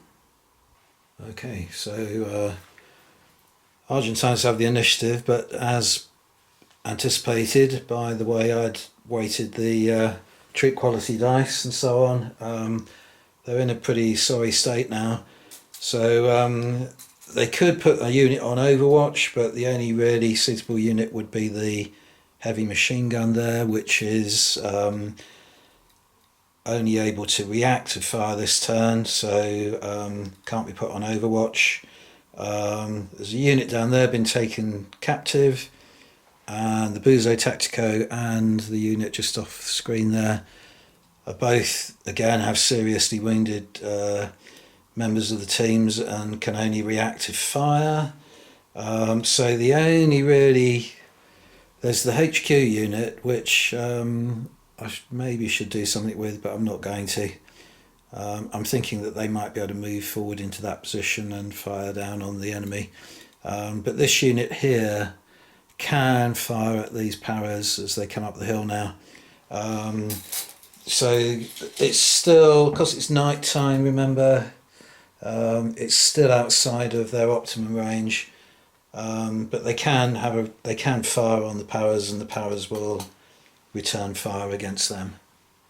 So reaction test first of all, D6 versus D10, and even though the Argentines rolled a 6, the paras beat them with an 8, so the paras will get to fire first, and I think they're a completely intact unit. Yeah, we've got 10 figures, so they start off with 10 firepower dice. 1, 2, 3, 4, 5, 6, 7, 8, 9, 10. They've got a support weapon, gives them an additional dice, and that's it. So yeah, I think that's everything. Oh, hang on though. I do suddenly remember one of the weapons is a submachine gun with the leader, so instead of a D10 they're rolling a D6. The D6 failed, that's a failure, that's a failure, everything else is a success. So they've got a 9 there, 8, 2 6s, 2 5s and 2 4s.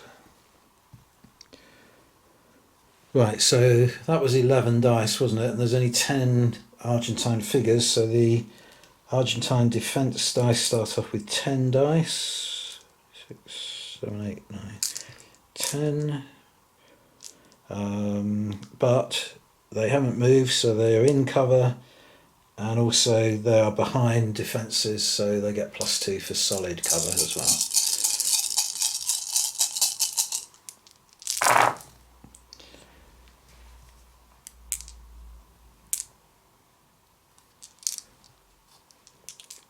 So they've got 1, 2, 3, 7 successes, but there are going to be a few automatic hits there from the high dice. So 6 can counter 6, 6 can counter 6, 6 can counter 5, 5 can counter 5, 5 can counter 4, and 2 4s both can.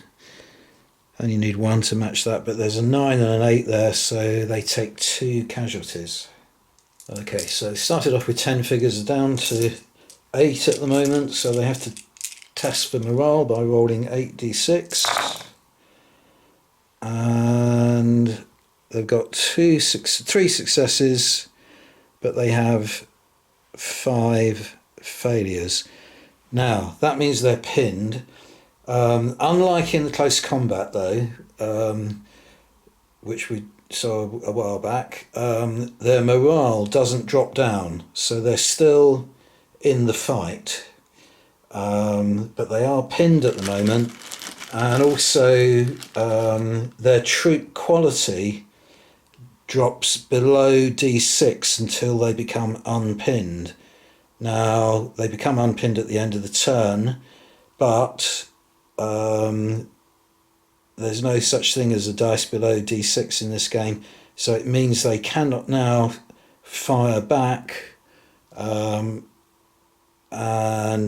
if they're charged, which they're about to be, they can't roll any dice at all because their troop quality doesn't exist at the moment. So, a good result for the British again.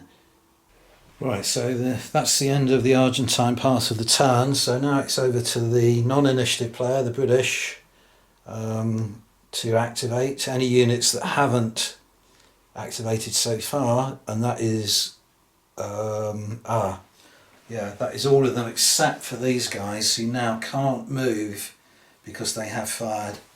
Damn, I should have thought of that. But I was going to move them into a charge, but I can't do that because they've had a round of fire.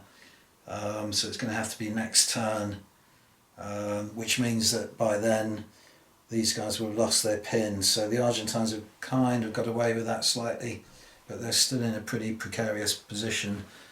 So now what I'm going to do is if we move down the hill here now, so there's a unit of powers there with all their prisoners, but they now have line of sight on the Buzo Tactico there, and also, although I've got the figures arranged so most of the powers are in front of the sandbags, in fact they're all now effectively intermixed, so they can legitimately fire on the Buzo Tactico, and the Buzo Tactico can react to the fire by firing back. They're allowed to do that in this part of the turn. So we'll do that first of all, and they're no longer in the minefield, being on the other side of the sandbags. And also this unit here I think will also fire on the Buzo Tactico, and then the final unit there, and these last two units are still in the minefield, but the final unit there will charge because they're within rapid movement distance of the Buzo Tactico and try and engage them in hand-to-hand combat. So there's a whole sequence of things to work out there. Okay, first up then there's a reaction test between the unit of powers that have the prisoners and the Buzo Tactico to see who fires first. And it's the Buzo Tactico. So they have 6 figures left because they're started with 9, but 3 of them are seriously wounded. So they're rolling 6 dice plus 1 for their support weapon, so that's 7 dice.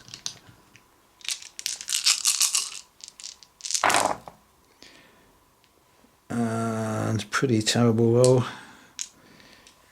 They've got a 9 and 3 4s. And then the powers start off with 7 dice because they've got 10 figures, so 7 is the lower number.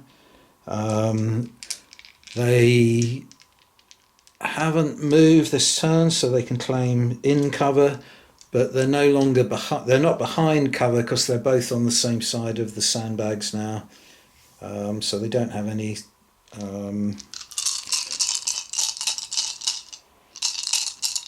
effective cover from that. So we have to remember now to look at the number of successes and failures. So there is 1, 2 failures there, so the majority are successes, and that means none of the wounds are going to be either on the previous wounds. Oh no, they haven't got any previous wounds, but they're not going to be on any of the prisoners, because the prisoners can be shot up as well in this exchange of fire. Okay, so let's look at what the Argentines scored. So the British have, oh well, they have got a 9. Yeah, well, they have got a 9. And that, what was that? I think that was an 8. They've got an 8 to match the 8. And they've got a 7, a 6, a 5 and a 6, so that's easily going to... Sorry, I'm not doing that in front of the camera. Yeah, the British have managed to defend themselves against the Buzo Tactico's fire. So now they can fire back. So they have 10 figures. 1, 2, 3, 4, 5, 6, 7, 8, 9, 10. They also have a support weapon, that's 11. Take away the misses. There aren't many misses. 10. God, that's a good 10. 10. 9. 8. 8. 2 6s. And 2 4s. Right, now the Buzo Tactico only have 6 to counter that. They haven't moved, so they can claim in cover, but they're no longer behind. They don't get the benefit of the sandbag defence. And oh yeah, and by the way, I forgot to allow the I forgot to allow the British the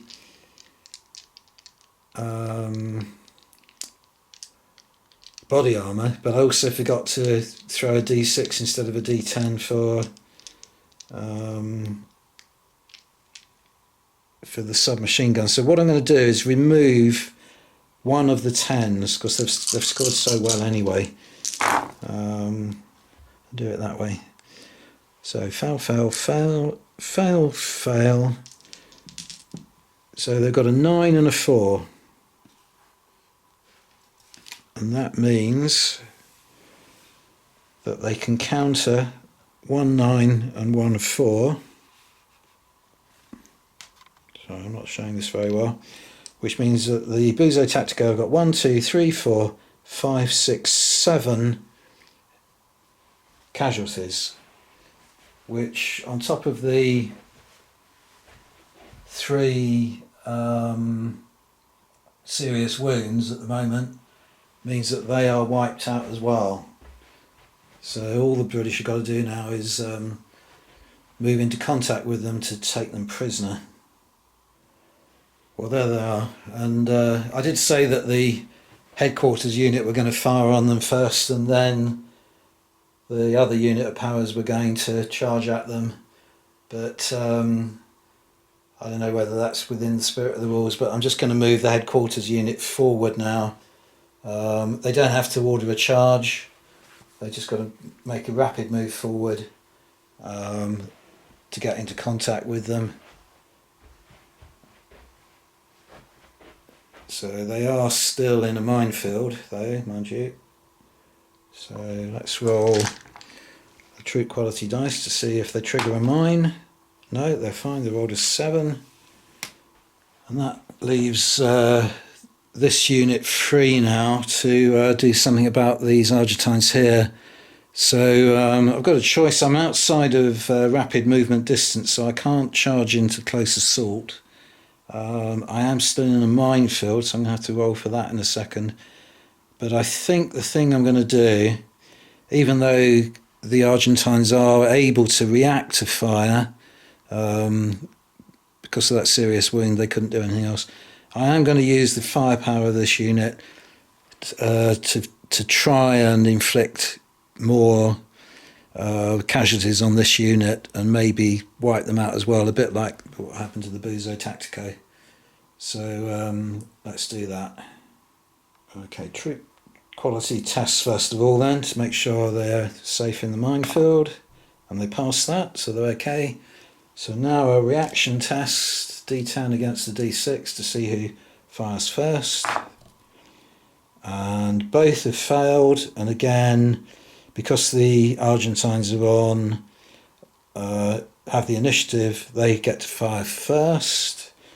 So they have 1, 2, 3, 4, 5, 6, 7, 8, 9 figures left. One of them was killed, but 2 of those 9 are seriously wounded, so they have 7 figures firing. But they can add a support weapon dice, so they have 8 dice firing at the British. Failure there, and a failure there. So they have scored 6, 6, 5, 5, 5, and 4. So the British start off with 8 defence dice.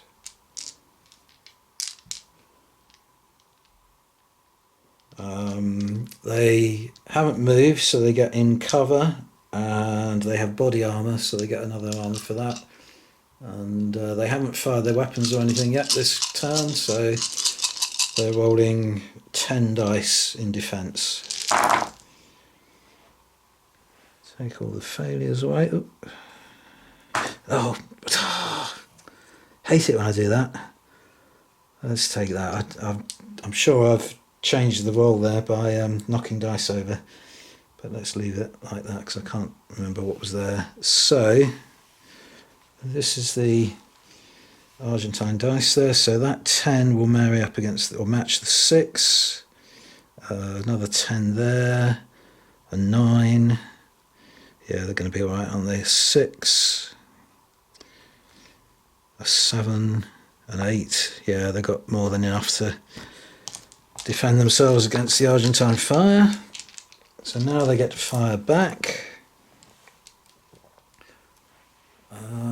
1, 2, 3, 4, 5, 6, 7, 8, 9, 10. 10 figures. And only a light wound, so all 10 can fire. Plus they have a support weapon. But before I forget again, one of the leader is carrying a submachine gun, so he'll only roll a d6. So 11 dice, and 1, 2, 3, 4 failures. So they have a 10, another 10, 2 6s, 2 5s, and 2 4s. Sorry, 1 4. So Argentines are down to what was it? 7 figures. Combat effective figures. So that is less than 11. So they roll 7 dice to begin with, but they had 1 for not having moved and therefore being in cover, and another 2 for being behind sandbag defence. Pretty awful.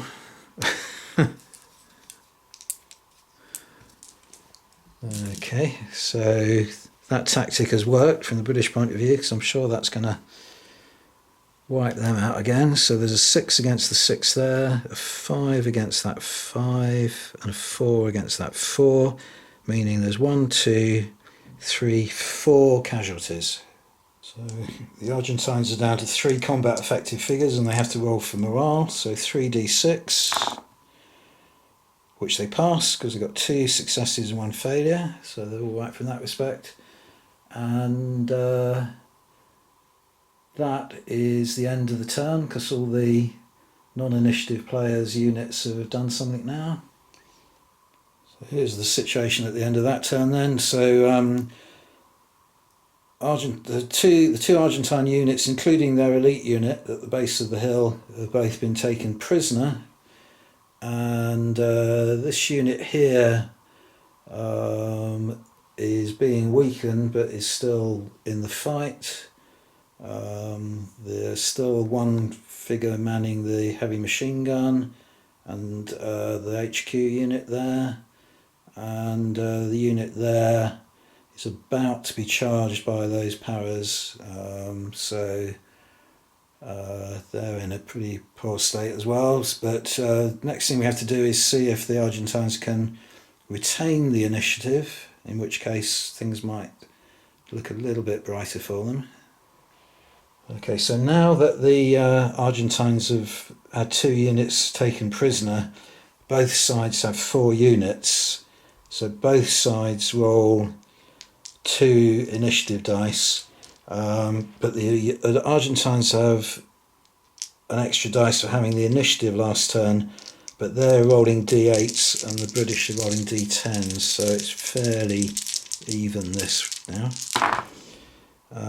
So the Argentines have got 2 successes and the British only 1, meaning the Argentines retain the initiative, which is lucky for them. So now we're going to do the first aid checks, and we're going to start with the unit at the top of the hill, which can take its pin marker off now, and it's got 2 casualties. So we're rolling 2d6 to determine what type of casualties they are. So one is fine, gets up and walks away, and the other one is a light wound. Now the Buzo Tactico have been taken prisoner, but I'm just for the sake of tidiness again, they've got 7 casualties, so I'm just going to roll 7 dice and see what all of those are. So 2 ones means there's 2 dead figures. 1 figure is alright, and then there is 1 serious casualty and 3 light wounds. And again, there's no point in rolling for morale or anything like that because they're now prisoners of war. And then the final Argentine unit that's still in the fight, they have 4 casualties. 3 serious wounds and 1 light wound. Okay, I've done my usual habit of dislodging one of the dice as I change them over, but I'm confident definitely they now have 5 serious wounds, so that is the significant thing, and I think they are now on 2 light wounds, but I might be wrong in that. That's the dice that I knocked over. So they've left with 3, 4, 5, 6, 7, 9 figures. So they've still got 4 figures in the fight, so I can keep going with them. But having taken some serious wounds now, even though they're the initiative side, they can only react to fire in this turn. Right, now Argentines are getting a bit desperate, but I think what we're going to do is be a little bit ruthless, and the heavy machine gun can fire again now. So it's actually going to fire down the slope onto the Para's headquarters section here and risk hitting some of the prisoners as collateral damage. And then after that, the Argentines in the trench over there. Try and do it without damaging anything there. They're going to fire down the slope at the Paras, and then the Argentine headquarters unit is going to make a move to here and also fire at the Paras. So first thing I'm going to do then is a reaction test between the HMG and the Paras. Okay, so reaction test first. So the Argentines are D6 and the Paras D10. Not surprisingly, the Paras win. So the Paras will fire first. So they have 3 figures, giving them 3 dice, but an additional 1 for the support weapon. That's 4 dice. 3 hits, 2 7s and a 4. So the HMG is down to one figure now, so that is obviously a lower number than 4, so they start off with 1 defence dice, but he hasn't moved, so he is in cover, and he's also behind solid cover, gives him a total of 4 d6s altogether, but he's obviously not going to be able to beat those 2 7s, so again, it's academic really, but let's see what we get. 2 6s and a 4, so he's going to take 2 hits from the 2 7s, needs to roll for morale, so he's rolling a single dice, and he fails the morale as well, so he's now pinned. And that means he can't fire down onto the down the slope onto the powers. So we're now on to the Argentines in the trench, firing at the powers about to assault them. So again, a reaction test to see who fires first. But again, if I do fire, then I won't be able to charge.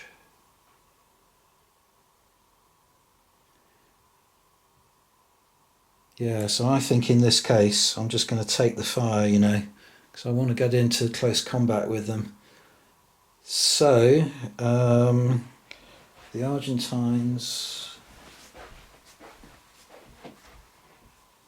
2, 3, 4, 5, 6, 7, 8, they've still got 10 figures.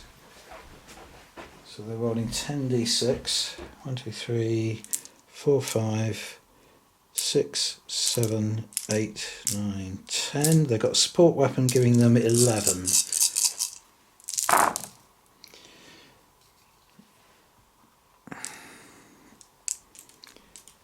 So they've scored 6, 6, 5, 5, 5 and 4. So the paras, we've got 1, 2, 3, 4, 5, 6, 7, 8. They're still on 10 figures. So that's less than 11. So they start off with 10 defence dice.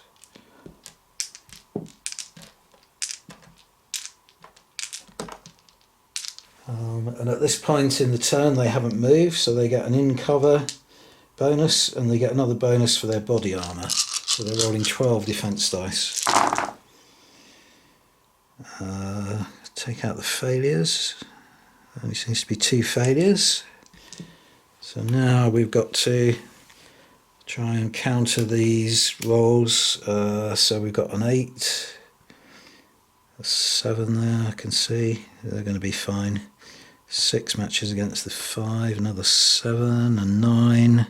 Yeah, no problem whatsoever. They've got 4 dice surplus to that, so they don't take any hits from that, and they're not going to react, as I say, so they're holding their fire in order to be able to charge in. And the Argentine headquarters unit has now moved into that gap. It was only a less than 6-inch move, so they're not moving rapidly, and that again, the powers aren't going to react to the movement, and they're just going to take the fire. So the Argentines are rolling 6 dice. They've got 5 figures, one of which has got a support weapon. Oh, what an awful roll. The British are really playing well. You know, tactics are good as well as their superiority.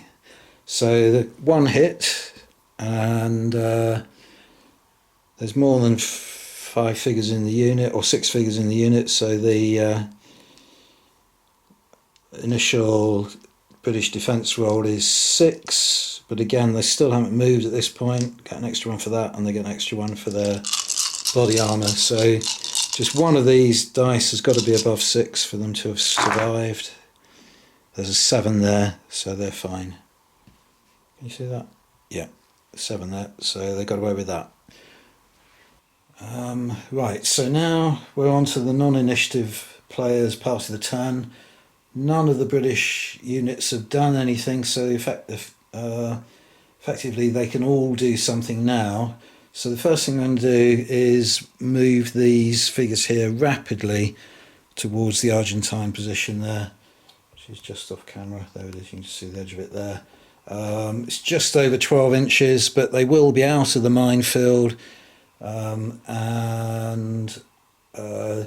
the Argentines at this point can't react to their movement. They could only react to fire, and the British aren't going to fire on them.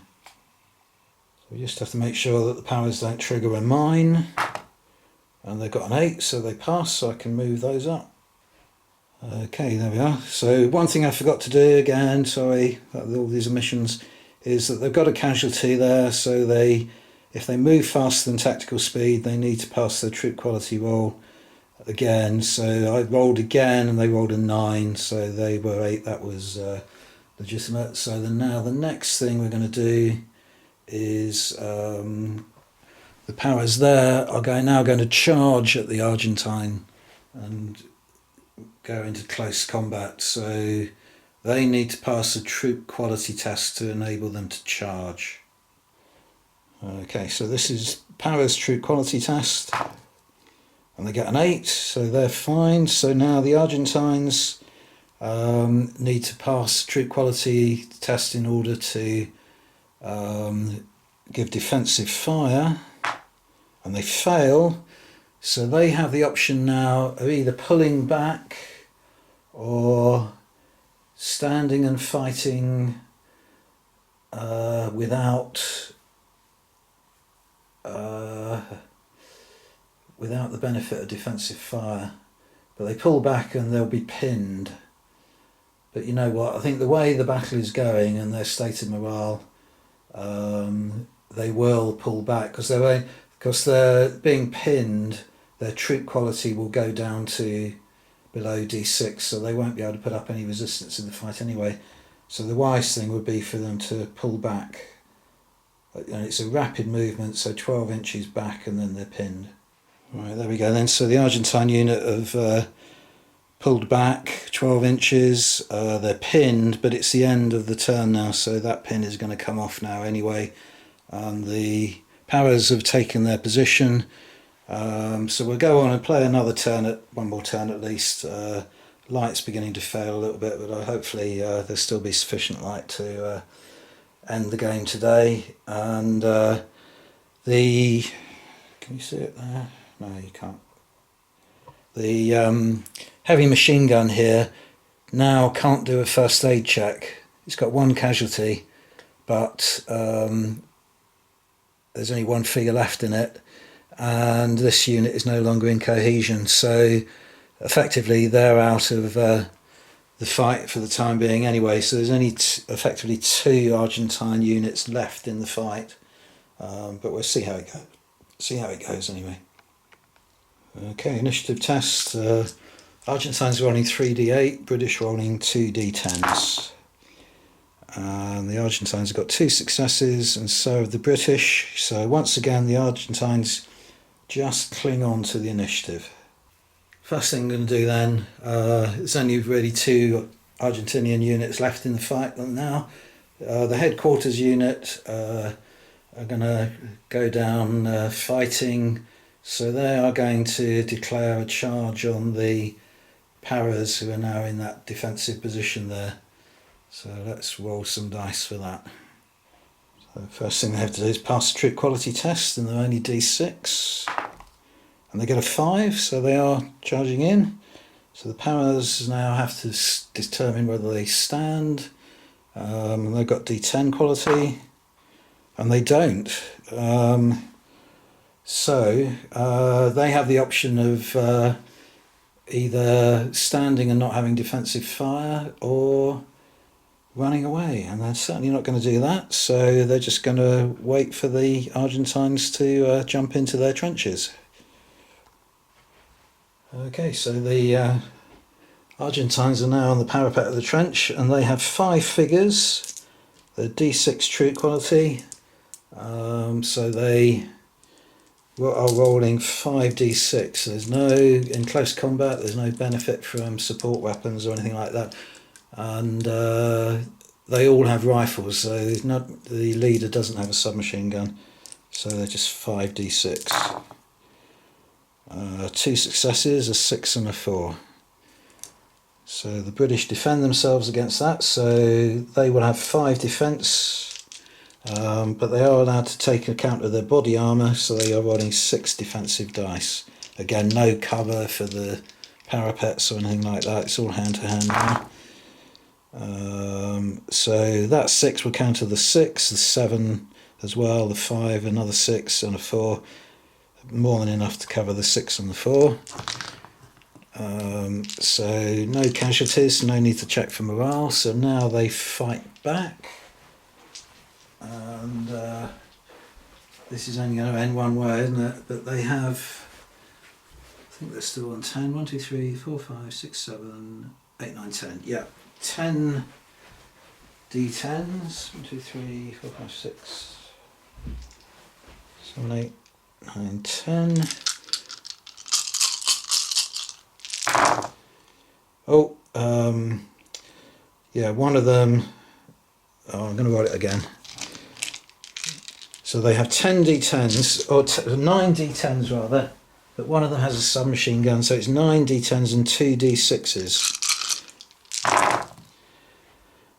Okay, take off all the fails.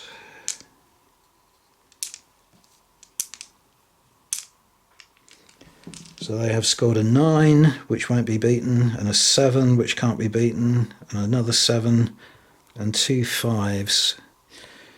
So, what do they start off with? 11 dice, and there's only 5 figures in the unit, so 5 Argentine defence dice, no body armour or anything. They've got a 6 and a 4, 6 and 2 4s. So that means the 6 can counter that 5. The 2 4s are useless to them, so they've taken 4 hits. So they now need to roll for morale. And there's only 1 combat affected figure left there now. And he fails, so the morale, in close combat, the morale dice takes a shift downwards, meaning they have surrendered to the paras. So again, they've been taken prisoner. Right, so last Argentine unit standing has got 1, 2, 3, 4, 5, 6, 7, 8, 9 figures left in it, but 5 of them are seriously wounded.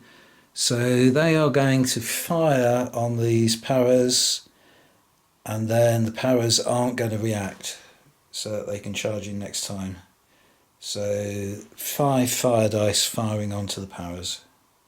Sorry, it's 4, isn't it? Am I doing my arithmetic wrong? 1, 2, 3, 4, 5, 6, 7, 8, 9. Yeah, 9 figures less 5 is 4. 4 figures. But they do get an additional dice for their support weapon. So they got 6, 5 and a 4. So the powers can roll 5 dice in defence, but they also have 1 for not having moved yet and 1 for their body armour. And let's just take the failures off.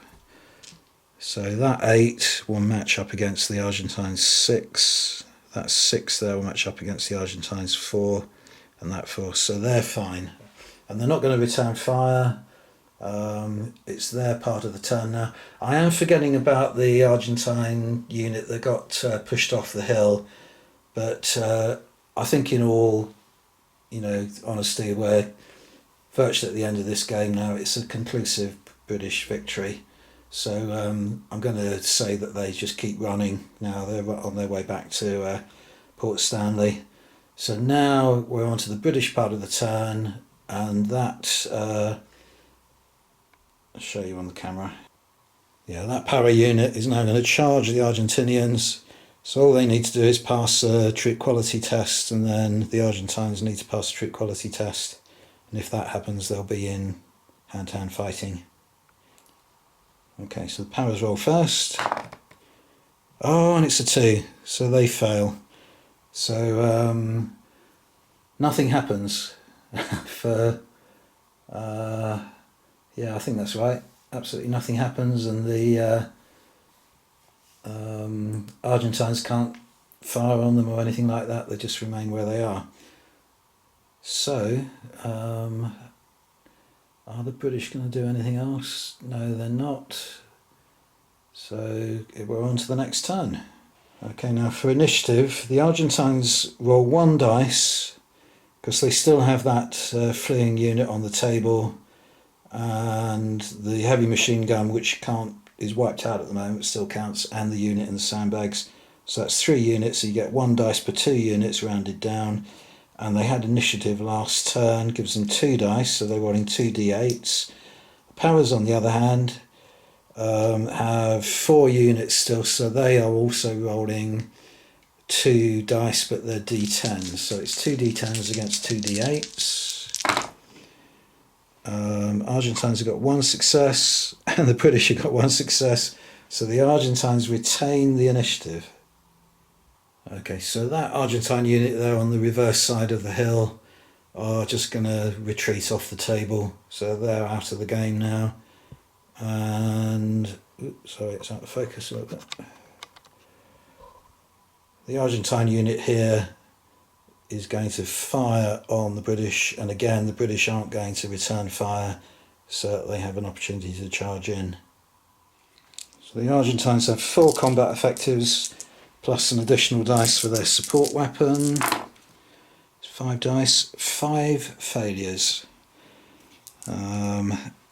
So no need for the British to roll any defence, and we're going to say that's the end of the Argentine turn now. So it's over to the British, and the only thing they're going to do is attempt to charge in with those powers.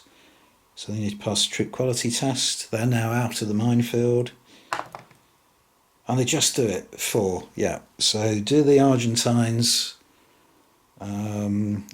stand? Yes, they do. So they can roll defensive fire against them. So they had 5 dice a minute ago, so they're now down to 4 because they lose a dice for the previous round of fire. And this time they get 1 hit. So the British are rolling 4 defense dice plus 1 for their body armour. They're now moving, so they can't claim in cover. And they get 2 7s and a 9, so they've easily covered that 6. So they move into contact. So I'll just do that. Right, so there's now a melee taking place. 10 powers against what is effectively 4 combat effective Argentinians there, because they've got 5 seriously wounded members of their team.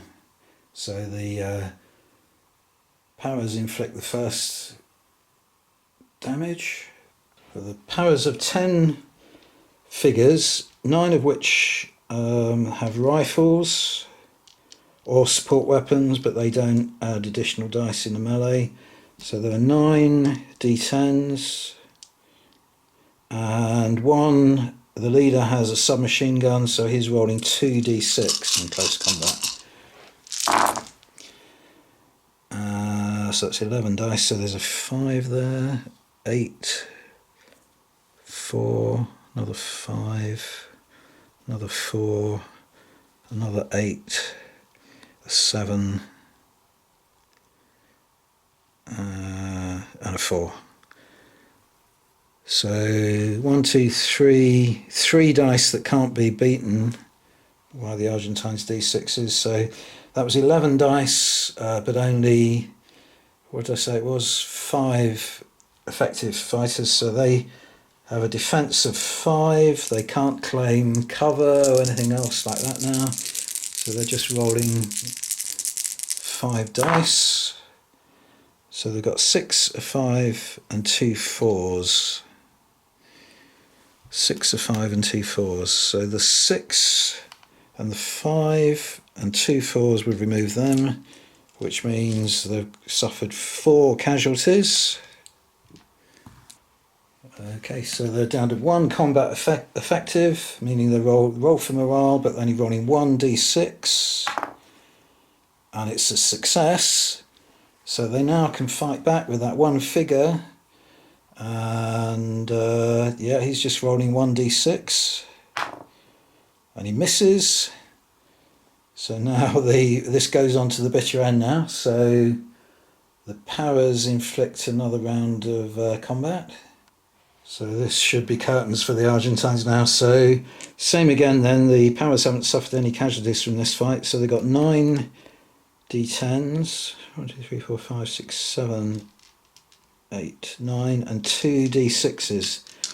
So this means any roll over 6 will be sufficient to take that final Argentinian out.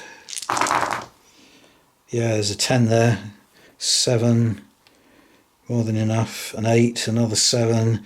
So the Argentines are wiped out, which means that not only can't they fight back, but the powers are in contact with them, so they're all taken prisoner. So that is the end of the game. Right, there we go then, complete victory for the British, but as I say, I was anticipating that. I really wanted to show you how, how you can manipulate these rules to produce any kind of scenario or balance to the game that you want. And with a difference in troop quality of D10 to D6 for the majority of the Argentines, and only 1 unit of D10 quality down there, the Buzo Tactico, that result was just inevitable. But I think fairly close to historical reality in terms of the difference in troop morale and quality and so on at the end of the war in particular. It's just a demonstration of how nicely you can refine the force on force mechanisms to suit any scenario and any balance of forces that you want. So hope you enjoyed that, and thanks very much for watching, and I'll see you on the next video. Bye for now.